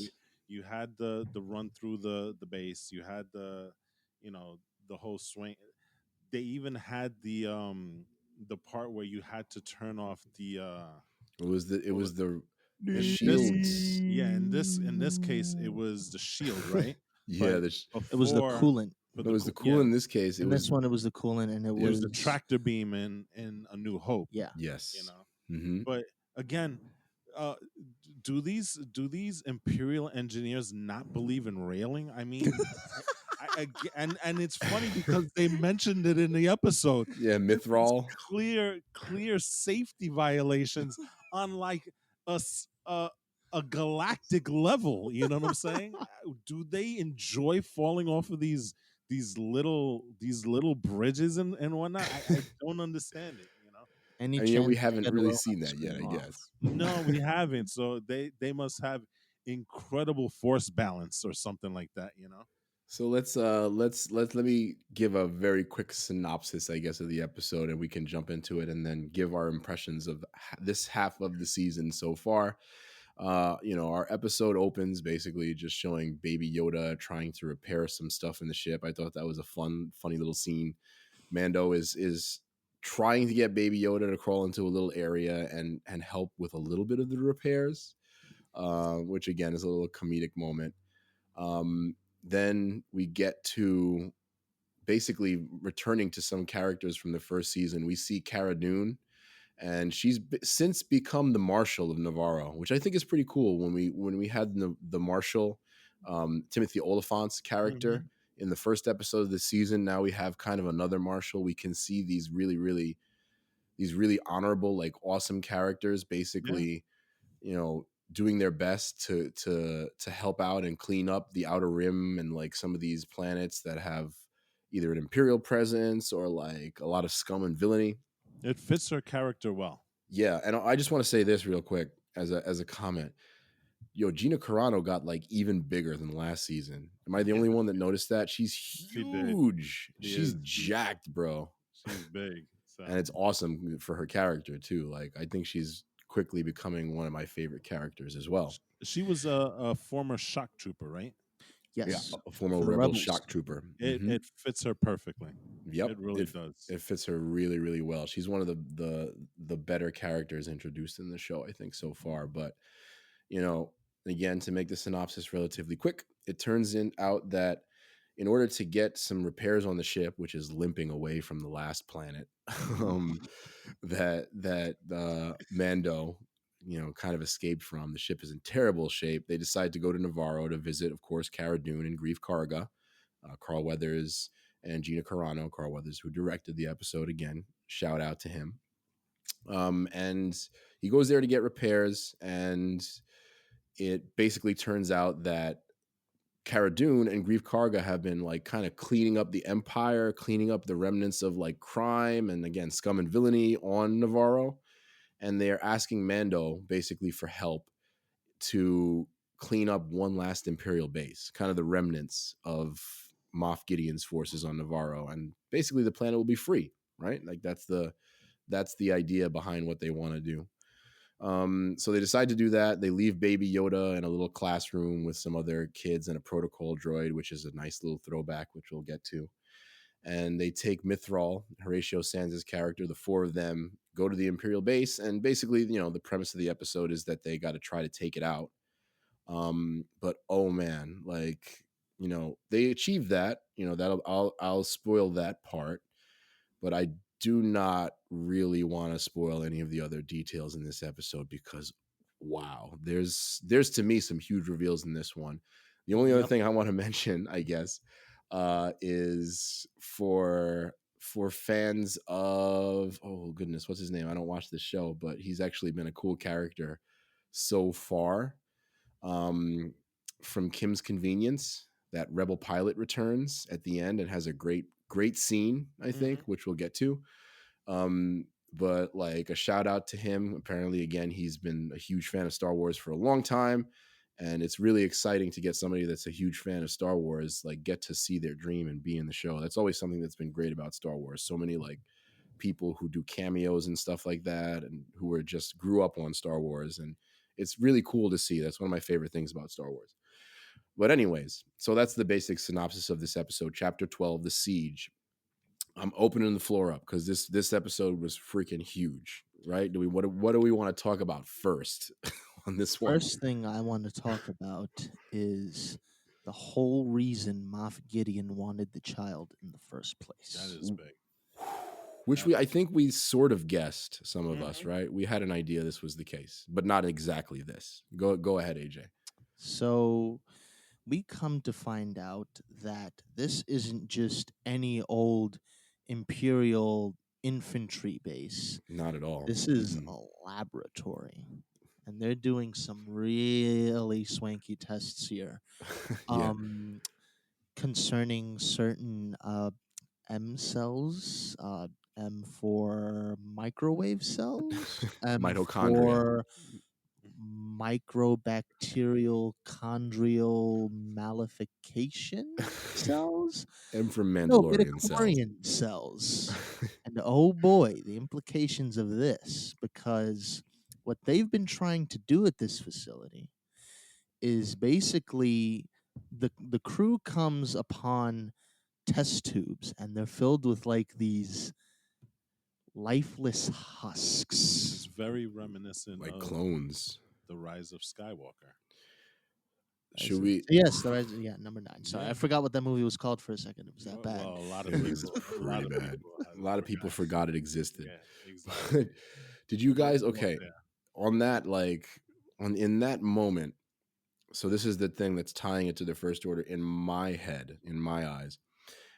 First of all, like you guys heard the Snoke theme song begin to play, right? Yep. Right. So we're getting into theory territory here for those of us who are listening right now. But like, also, didn't one of those clones kind of look like it couldn't be Snoke, right? Because they blew up that base. Like he wasn't in one of those test tubes. One of them kind of looked like Snoke. That's probably one of many facilities. The one in the middle, right? Right. I'm sure it's like you said, AJ. I'm sure it's one of many facilities. But one of them even had like that scar that Snoke has in the middle of his forehead. So I think they're clearly trying to do something. Yeah, I mean, Huh? One of them could be the Emperor also that they're trying to But resurrect that's too, basically what it is, though. Yes, right? Snoke is supposed to be a failed clone of the Emperor, right, or something like that. Yeah, Is actually, that? didn't they confirm They're that in the all comic actually just Yeah. Emperor or Palpatine clones. yeah, or the Even Snoke novelization? himself, he's Somewhere just they like a puppet. confirm this. Yeah. Hmm. Yeah. And so the real hiccup that the scientists were having is they need enough M cells so that they can find a way to streamline how to successfully integrate the M cells into these lifeless clones, because they don't have enough of it, so they can't exactly say, oh, well, this is how much it needs to, let it stick. The bodies keep rejecting it, but they don't have enough material to use. And so that's why they needed Baby Yoda, because they need the midichlorians to try, for all these testing purposes. And why else? It's weird. Why would you want to put M cells in a lifeless husk? Very questionable. Huh? You know what's kind of cool and interesting about that? That kind of it doesn't change, but it rewrites Star Wars canon in a way to me because it shows you that midi chlorians are not exactly genetic, right? Because if you're making clones of the Emperor, right? Um, why would you need to give them M count cells? Why would you need to give them M cells? If it's a direct clone and like by lineage, by DNA, you have the Force in you. Why would you need to do that?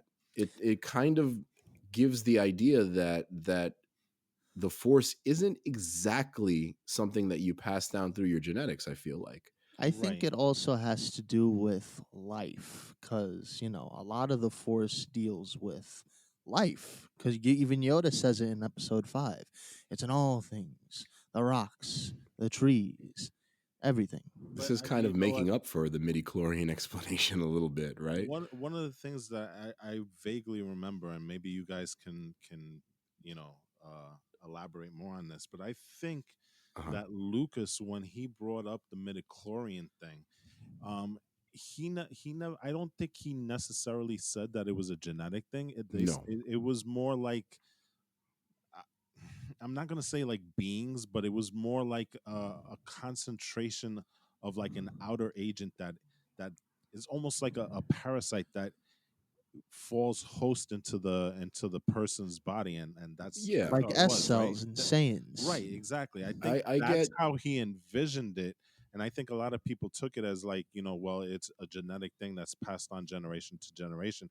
And maybe there is some aspect of it that, when you pass on your DNA cells, your sperm cells.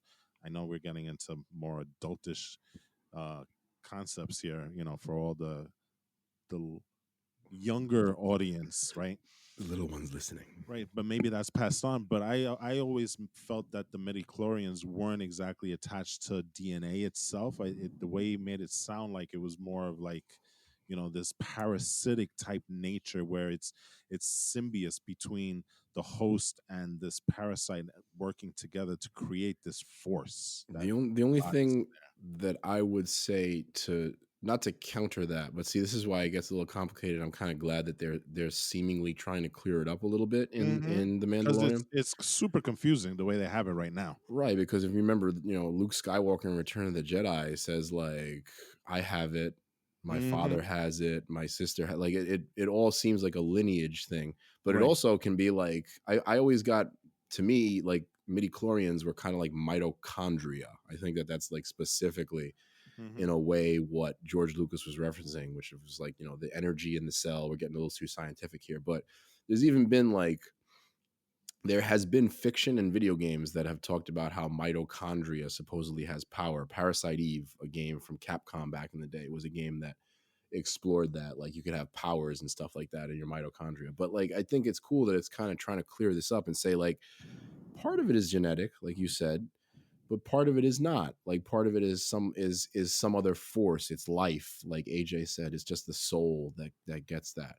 But we're getting more clarification, I think, for what that means and what the Force really, really is, because Lucas, I guess, never got a chance to do that with episode 7, 8, and 9. Yeah. This scene is fun though too, because I got, like you said, Walt, a New Hope vibes. This was kind of like when they stormed the prison to rescue Princess Leia. I got like you know, I kind of got from Horatio Sands Mithril a momentary like, I'm fine, we're fine, everything's fine, Yeah, like Han Mhm. Solo moment, Mm-hmm. like flashback in that moment too, and even the way they blasted the the Empire, like blasted the consoles the same way that Han Solo did when he got frustrated with the communication. Like those little throwbacks were Yeah, really nice in that scene as well. I also really like that too because again, that's showing that it's for a very different reason this time. It's showing the fanaticism and like I guess like the covert nature of this faction of the empire. It's like destroy it, destroy the evidence, do it before Yeah, they get here. That was really cool. ties into almost like the Empire, or like the Emperor's cult that we got slight explanations about by the time we get to Rise of Skywalker. Like, who the heck are those guys? Maybe they have something to do with these guys. And I guess we confirm one more thing in this scene, and you guys tell me if you got this same sense. Baby Yoda is definitely not a clone, right? I think that's something that they're trying to confirm in this scene for us as well. Because if Right. he was a He's not. clone, they would just get another clone of him to do the scientific experiments. It also begs the question: where did they get this genetic material prior to the Baby Yoda? Yeah, there You was know. another test subject that they mentioned, right? Mm-hmm. So I'll be curious to see who, if they ever revisit this. I'm pretty sure they will because they wouldn't have dropped that if they didn't. But I'm curious to see who this other test subject is. Um, I have So I some guess theories. to I have maybe wrap up this arc of the conversation, I guess I just want to look can at I the can I can I implications of. Oh yeah, sure. can I mention one last thing? I have a theory for who that test subject is, or no, not yeah, who it is. I think, and you can correct me if I'm wrong here, but I bet it's the Emperor's son. I bet maybe. this has something to do with the Emperor's son, because he was connected to him early on, it I don't seemed like, think and then so he ran because away. But didn't they I say don't he think he didn't. died? He was killed. He was Yeah. killed Not by yet the though. assassin. But remember, that R- was far into Not the yet. future. Ray hasn't been born yet. Yeah, we haven't gotten to that part yet. Yeah. Yeah, So so how could no, but even yeah, that's my point.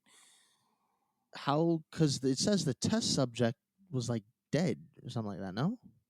Like the test mm, subject died or was close to dying, something like Well, that? maybe I no, there don't. was an original volunteer, I think. We'll clear that up, I think. No, let me take a look if I can. But Cuz I'm I, pretty sure they said something about the But patient did dying. the son have force powers? Actually, I no, Because I don't don't think think so. so yeah, because and in Rise of Skywalker, Palpatine was like, "Oh, it skipped a generation." But right, then you had exactly. Ah, Rey. Yeah, so maybe it's not that person because I kind you're of right. remember that as well. You know, Okay. part of the Okay. reason they didn't use him is because he didn't show any proclivity toward the force. Maybe they That captured and he was Ahsoka trying to get away Tano from Daddy. and they used her for these experiments. Hey, you No, I never don't know. know. You I never mean, we know. don't know where she's been, right? Maybe like Admiral Thrawn captured her, like in the Outer Rim, Well, like, you know. Ezra Bridger is still an unknown in this universe. That true. That too. Maybe it So was him. There's so yeah. many good theories on this one, and I can't wait to find this out because, like you said, Walt, they're definitely going to revisit this in some way. So before we wrap this up, I'm gonna throw this to you, Jose. Yeah. That very, very, very last scene We I were very, was very. actually with trying to get with to that. Moff Gideon. Oh, okay. Okay. Well, okay. You know what I'm talking about, right? Yeah, there's a lot that goes on here. They have that great action scene basically after what we talked about with the chase in that Yeah, that tank was a like great thing. boss Yeah, how chase. is it Oh, that the TIE fighters couldn't overtake that tank? they weren't Well, trying to. remember, there's Remember, still Yeah, but stormtroopers. they weren't trying to. Remember, they were trying to shoot it. If they overtake it, they can't shoot it. And I remember, they understand overtook that. it at the end when you had that. So I mean, we got to mention, like, we had the Death So Star trench run moment there in the episode, right? With speeder bikes yes, and everything. Like, so much original trilogy goodness and Easter eggs. And But that scene was awesome, right? wouldn't a TIE fighter kind of like stall out if we're using regular aerodynamics because it's going too slow to be I don't flying? think so, because You I know? think they still use they don't I don't I still think they use like the engines can almost work like a Harrier jet. They can, because Yeah, remember, that's true. That's true. remember They TIE do like fighters can just I, cruise fly mode. straight up I like a am helicopter, nitpicking. I am right? nitpicking, but I was watching that. And I was like, normally these TIE fighters would fly right above, and they would have to make another pass. You know what I'm saying? But What I guess Star Wars physics doesn't work that way. what should make sense is that they should just be able to hover over the damn thing and just shoot at it. Just blow it But up, right? like how They they are did it here, they are was still stormtroopers. an exciting action scene, and had the targeting system that was so much like the trench run. You had, this scene was very similar to when they escaped the Death Star and Luke Skywalker was using the guns to shoot off the TIE fighters. Like, I thought it was a Yeah, really, really, really fun action scene. Really, really great action scene. Really great it directing was. again by And Carl then the Weathers. Razor Crest stood in for the Millennium Falcon. Yeah, Woo-hoo! Yeah, the Razor again. These moments are so out of A New Hope, and the fun little Baby Yoda moment, of course, when he's like has his hands in the air like it's a roller coaster when Mando is dogfighting with those TIE fighters at the end. and the Razor Crest performed an Immelman, Yeah, which and was it's for Ace fixed. Combat people. You know what that is, right? And Grief Karga's mechanics are awesome because they're the only ones that were actually able to make this ship look like it was new again. Exactly. Finally. But I wanted to make some quick mentions of that because they were just, again, there's so many moments like from A New Hope, like you said, Walter, even turning down the shield generator. Such great throwbacks. And then we have that huge episode. Well, I know you threw it to me, so I'll get to it now because it's that huge moment, I should say, at the end of the episode, where we have the big reveal. We finally see Moff Gideon in person for the first time this season. First of all, we've only heard from him or seen him in holograms, Wearing some dope armor, by the way. wearing some very Vader-esque armor. Didn't I say I that? feel Didn't like, I say that? right? E? It's not Vader It's esque. It's not. more like a TIE It is fighter more like a TIE pilot. fighter, but you got Darth Vader. I'm not the only one that saw that. There are vibes there, though, because the TIE fighter pilots were Vader vibes from the original trilogy anyway. I think that was part of it, but I think that's that. We don't believe that Moff Gideon has any force powers, but we know that he's almost as intimidating as Darth Vader for a variety of other reasons. And Nope. I mean, wow. Then Connected to the video games, please. I mean, really, that reveal at the end. Well, we couldn't really see them very, very good, but you can make a guess on what those things were. You know? yes, yeah, we had the reveal of what Moff Gideon has been working on all this time, basically, or like one of the things that he's working on besides evil clones, um, in order to The man, maybe like resurrect the Empire or the the Emperor. man's busy. The man's busy creating Dark Troopers, which is now canon, like really, really, really, really, really canon. Woo! Which is a huge reveal for Star Wars fans, right? Because Dark Troopers are like very dangerous in Star Wars now canon. They can take out like whole groups, whole squads of rebel soldiers, and they're basically like, I guess they're like new versions of the Separatist droids, right? Kind of. They're like Yeah, the battle way more droids. tough versions of the Separatist battle droids. They're T-800s. Yep. Yeah. And they look insane. They look really, really scary and really, really cool. Yeah, And I it's, can't wait to see them in action. To be honest, you got to kind of wonder like where this whole season is going so far. Like it's leading to Yeah, me to a huge conflict, because not only do you have like all these moments with building up with the new weapons that they're creating, but you have the Rebel Alliance getting slowly more involved again with the now recurring character, the actor from Kim's Convenience. What is that character's name? Somebody help me out here. Oh, I actually don't know. Yeah, I'll find his name though. But he has that conversation with excuse me, with Cara Dune, was gonna say Kara Thrace. That's Battlestar Galactica. Another Kara, Mm-hmm. another famous sci-fi Kara. Starbucks. Starbuck. He has that conversation where he's basically trying to recruit her, and you can tell that Captain Carson Teva is his name. Okay, we're gonna have to get used to him because I think he's gonna be a very big recurring character. In my opinion, I think he's gonna come back a lot. He's like the Rebel Alliance stand-in, but Captain Teva is basically trying to convince Cara Dune that the Rebel Alliance needs her help, and he's also one of the people that sees kind of something's going on. He has an inkling of an idea of Moff Gideon and his machinations, his evil machinations in the background. He knows that there's a plot going on. Mm-hmm. So you figure, like, we can kind of get into the territory where this is going to lead to, maybe not at the end of this season, but like eventually there's going to be huge conflicts in this that will involve Mandalorians and the Rebel Alliance, maybe, the First Order Well, it's the New starting to come Republic, into it. actually. The New Republic, yeah, excuse me. The New Republic, like, they're building them to something huge, it seems like. And then you have Boba Fett involved. Yeah, I think You, it's more or less the infancy of the First Order insurgents. Well, you do see instances where they're ramping it up because in this season more than ever, we're seeing dog fights, we're seeing interactions with the X-wings and the TIE fighters, which we didn't see in season one. You know, right. and so they're building toward this conflict. You can see it because they're upping on each episode. The level of fights. At first we saw the X-wings chasing the Razor Crest. Now we're seeing dogfights with the Razor Crest and the Tie Fighters. They're these encounters are getting increasingly bigger and bigger. So Yeah, they're bringing a huge amount of the lore that people like Dave Filoni built on in the Clone Wars and in Rebels, and they're bringing that greater Star Wars universe, and also from the new trilogy, the sequel trilogy, they're bringing in some of the lore and tying it all together.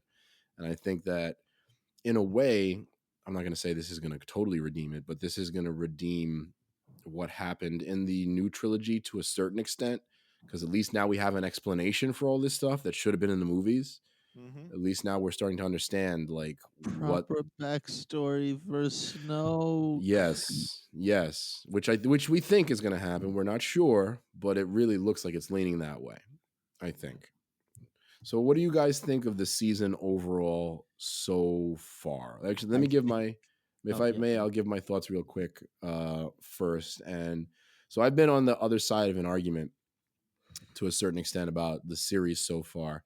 I know that we have our differences of opinion on filler episodes, but something that I will agree on is that a couple of the episodes of this season have been a little heavy on the filler to a certain extent. But I also see, and you guys would probably agree with this also, Dave Filoni is very much a long game type of writer. And Mm-hmm. since he's so hugely involved in this with Jon Favreau, who also is a long game writer, if you think about it too, because he started the Marvel Cinematic Universe. He had to think of the long game in order for that to work. Even if a lot of Iron Man was improvised, as we know, he had to set some things up, right? So I've enjoyed the filler episodes for what they are so far, and I think that they're great little Star Wars adventures. So for me, I don't want to go ahead and say that this season has been better, because you can't make that judgment halfway through. But I think after these last couple of episodes, episode 3 and 4, I think the halfway point is actually slightly stronger than the halfway point last season. And I know that that's a controversial opinion, because the first 3 episodes were, you guys encapsulated them as some of the best, like, Star Wars media we've ever seen. It was like its own movie, right? The first 3 Mm-hmm. episodes. Yeah. But I think that overall, that especially, like I said, I know episode 2 was probably, like, in my opinion, the most uneven episode.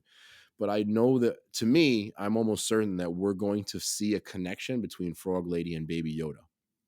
The show is hinting at that too much. So I don't think these filler episodes are going to be as much filler as we think.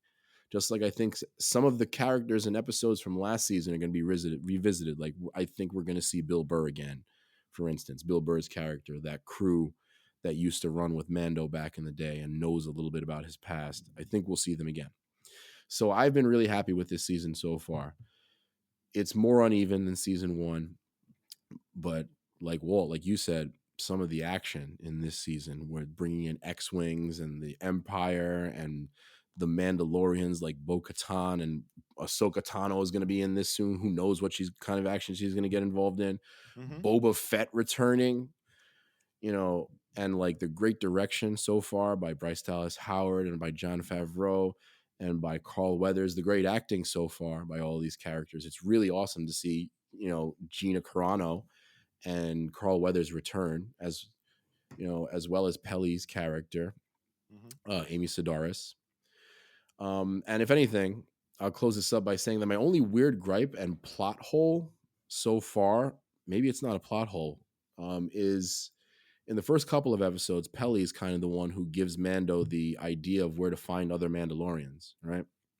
Right. And he comes back from this mission with the Marshal empty-handed. He's like, "Oh, it's a dead end."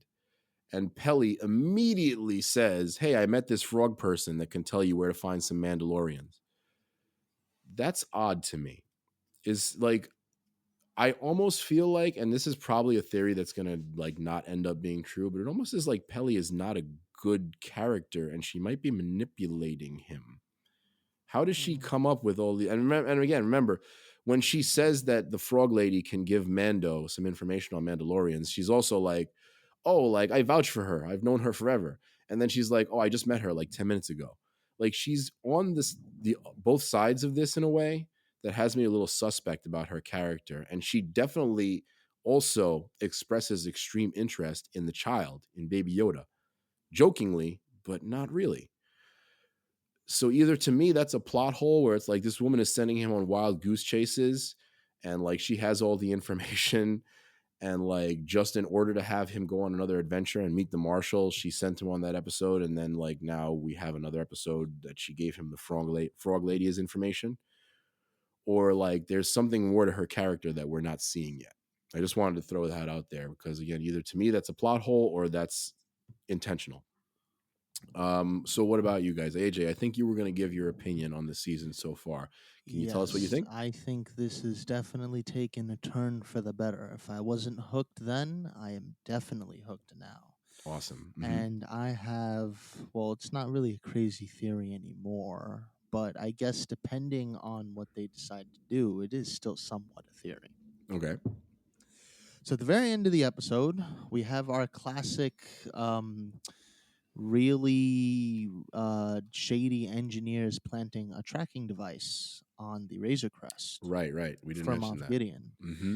Now, when this episode, during the midway point, and we started talking about, oh, those are possibly the starts of Snoke clones, Mm-hmm. I was like, well, wait, what if Moff Gideon waits to see where Mando goes, and then since they are looking for people with M cells and basically Jedi, oh shoot, they follow him all the way to Ahsoka, and Mm-hmm. that's how they get their more M cells. Maybe. Actually, yeah, And it's because like, Ahsoka is not around as far as we know in the sequel trilogy. We don't know where she is. What she's happened to like her? very secluded, hidden. And so this is like a very, very smart way of drawing her out. I hope that they don't. Well, actually, I guess I don't know how I feel about this, but like this is almost a way to kill her off, which Oh would well, be. I don't Well, I know don't about think she's killing dead in off. the sequels because didn't Filoni say that her was one of the voices that Ray heard when Yes. she was fighting the Palpatine. Yes. Most of those guys were Force ghosts. Yeah. But Exactly. I think Filoni said maybe not Ahsoka. Hmm. I So guess we're gonna see. I'd have to look back and see because I kind of remember him making that comment. I don't know if he was being sarcastic. I don't know. I gotta look back and see what exactly the comment was. But he intimated that she wasn't dead. She wasn't a Force ghost. I got to look at this. Actually, I found it. I think. Huh. Let's see. But anyway, that Okay, that was here, kind of my little if I may. I'm sorry. So oh, you're it's fine. complete with that. I want to get to Walt's thoughts from Dave Filoni, and what he says is, so this is from Gizmodo. And just to paraphrase the article very quickly, it says many fans believe her inclusion as a voice, as a Force Ghost voice, was proof that the former apprentice of Anakin Skywalker was now dead. This is Dave Filoni. I have to wonder with Star Wars fans. They seem to watch the movies but don't take all the lessons. They deal a lot in absolutes, which is very much a Sith thing. Of course, Dave Filoni. Of Of course, he would put it that that's way. how we do it. But he says, I remember in The Empire Strikes Back, Luke speaking out through the Force to Leia. Vader also does this at the end of Empire Strikes Back. There's no absoluteness that these people are dead. I mean, some of them we know are dead.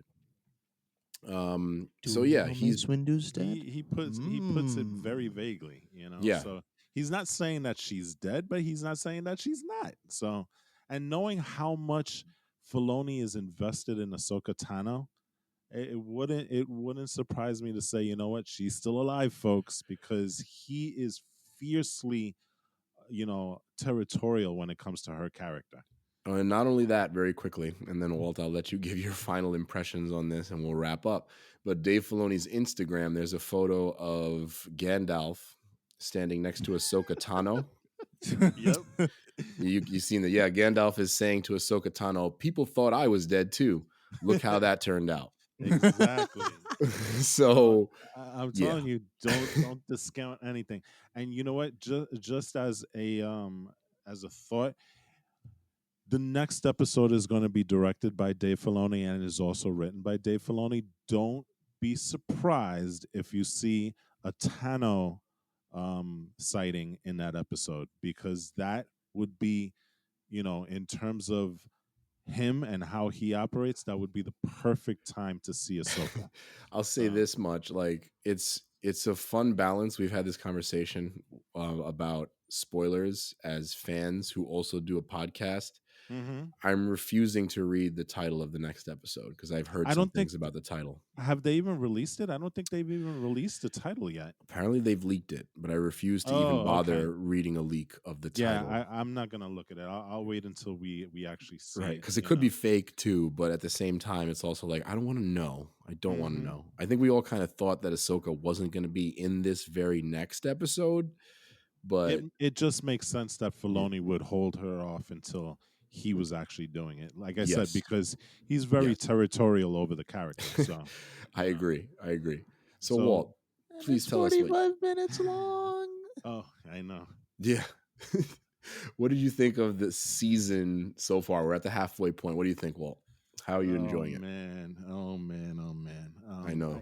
I controversy. I hate to be the guy.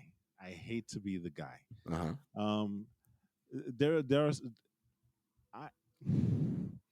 I don't even know how to begin this, because the fact of the matter is I am enjoying the season overall. I mean, we've had some pretty fun episodes. I take what you will about the first episode. It was a fun episode. The second one was okay.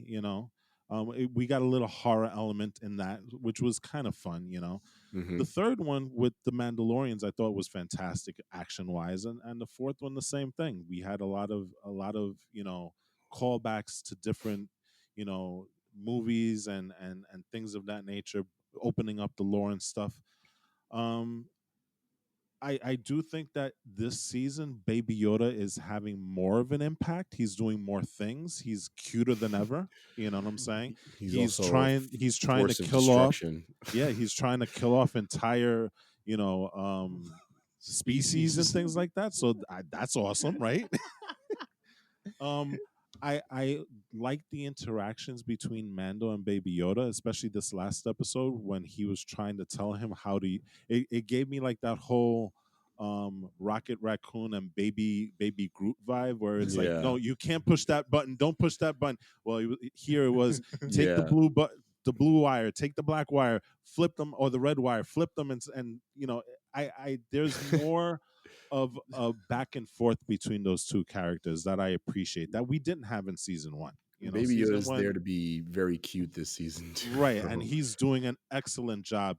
Mando isn't as stoic as he was in the first season. Right. He's opening up a little bit more. We're seeing more of a personality with Mando here. Yeah, yeah. The moment where Baby Yoda snuggles up to sleep in the third episode, and like hmm snuggles up to sleep with Mando, and even another moment is in this episode, in episode 4, Mando actually lifts his helmet to drink something, Yeah. and Baby Yoda gets a peek. He definitely sees his face in that moment, I think, because he kind of looks under, and Mando doesn't seem to mind that much, so you can Hey, I see the think change. maybe he was affected by his interactions with Bo-Katan. yeah, I Yeah, was gonna say that probably definitely has a hand in that. he had Um, a lot of respect for her, so that definitely is probably the well, case. she Hmm. was the leader of Mandalore, so you have to give her respect, regardless of whether you're a Yeah, zealot faction or not. yeah. He probably had to look it up on Google and make sure that that was the case. Exactly. Um, Mandalorian Google. Yeah. the thing about it is, Uh-huh. I, again, I preface this with the fact that I am enjoying the season as episodes. And again, Hmm. I preface with the fact that we don't know what the back end of the 4 episode season, the 8 episode season is going to bring us, right? And maybe there are tie-ins that aren't apparent now that'll be apparent later. But if I'm going to be judging it on what it is right now, Yeah. as a season, I don't think that it's better than the first season. I think the Or at first least the season, first half of a the season, first right? half, right? Exactly. Yeah. Okay. I think the first season did a very good job of pushing the story forward.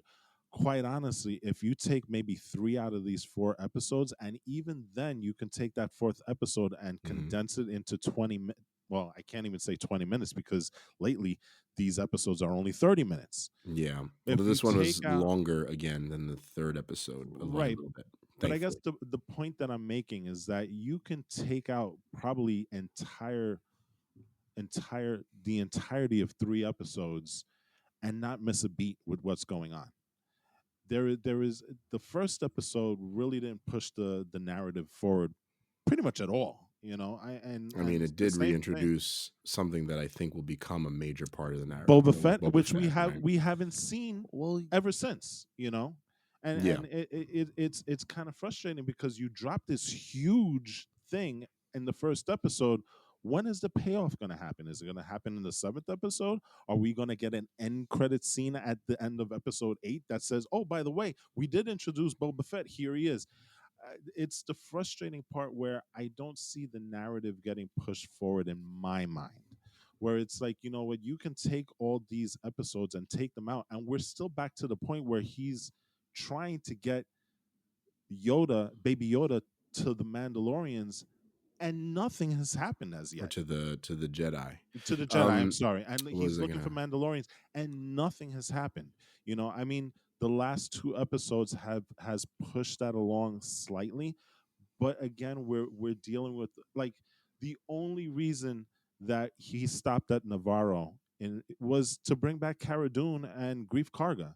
Narratively wise, what was the purpose of being there aside from just reintroducing those 2 characters and say, hey, remember these guys from season 1? Yeah, We and did have the moment with Moff Gideon, but totally unrelated for the most part to what happened the entire episode. And so mhm. that's why I'm having a hard time really embracing this half of the season. And again, I'm having fun with it. But if you look at the narrative purpose of it, you have basically 3 or 4 filler episodes. And my problem with that is every season does need filler episodes. But filler episodes were created when you were talking about network TV, where you had to take a Yeah, story and elongate it over 23 episodes. These are 8 episodes where time is of the essence. It's precious because you don't want to end up at a point where in the last 2 or 3 episodes you have to tell a season's worth of story.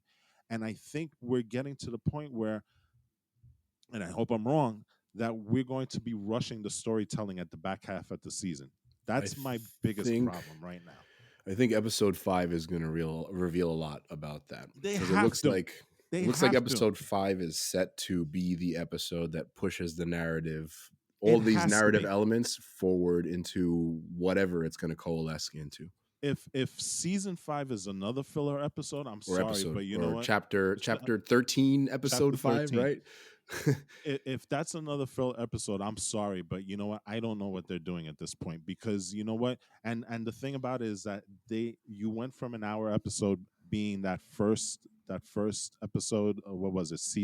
Chapter 9, Hmm. which was an hour something long, and they've gotten increasingly shorter Until until this chapter one. 12. And it wasn't that much of a big deal on this one either. You know what I'm saying? I think we went to like 40 minutes, I think. 41 or 42. I think, well, one thing I will say is that you don't get Dave Filoni for a filler episode. Right, and So that's my hope. I hope we'll see, right? he really goes into this with both guns blazing, because we're getting to the point where we're running out of time here. You know, I bet you this is going to be one of the longer episodes of the season. I have a feeling that, because this is just me, maybe with my wishful thinking and trying to justify what I'm saying, but I think that a lot of the decisions that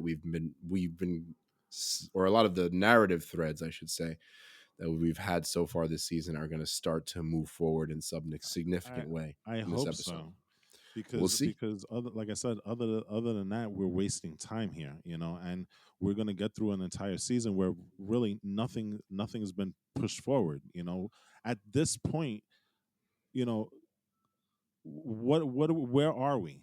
We're basically in the same place that we were when we started chapter 9, where he's still looking for Mandalorians to, well, he did find the Mandalorian to tell him where the Jedi is, right? Yeah. But we're not, I guess, do you see what I'm trying to say? It's hard for me to really put it out there, because I'm struggling with the fact that I'm enjoying the episodes, but I'm slightly disappointed at the same time, I you think know? the way that I see it, and this is a semi point of agreement for me, is that I do think that a lot of these characters are going to be important. Like I said, I think Frog Lady is not going to be a one off. All right. I think that there's something to that. But I do agree that it wasn't necessary. And this is why, like I mentioned, my Pelly gripe, it wasn't necessary for him to maybe go on a whole mission to find that out, like Right. to like ferry her, like taxi her, like he said, Exactly. to another planet. What was really the point of that entire episode of dropping him into that ice planet? Where was the narrative purpose of that? And you You know, introduced Captain Teva and you introduced Frog Lady. you could have done And you that in. introduced Baby Yoda maybe knowing something about Frog Lady's eggs, but Okay, that's it. but you But you didn't could have done need that that. elsewhere. Right, you didn't need an entire episode to do that. You know, and you definitely didn't need to have that. Now, if you're gonna say, well, the reason we did it is because we wanted to show that the Raiders of Crust is busted to all hell. You know what I'm saying? But really, that's the reason why. I mean, like I said, I'm enjoying the episodes. Don't get me wrong. I think they're very fun episodes if you look at them just on an episode by episode basis. They're very well done. There's nothing technically wrong with them. You know, the acting's great. All the actors are wonderful.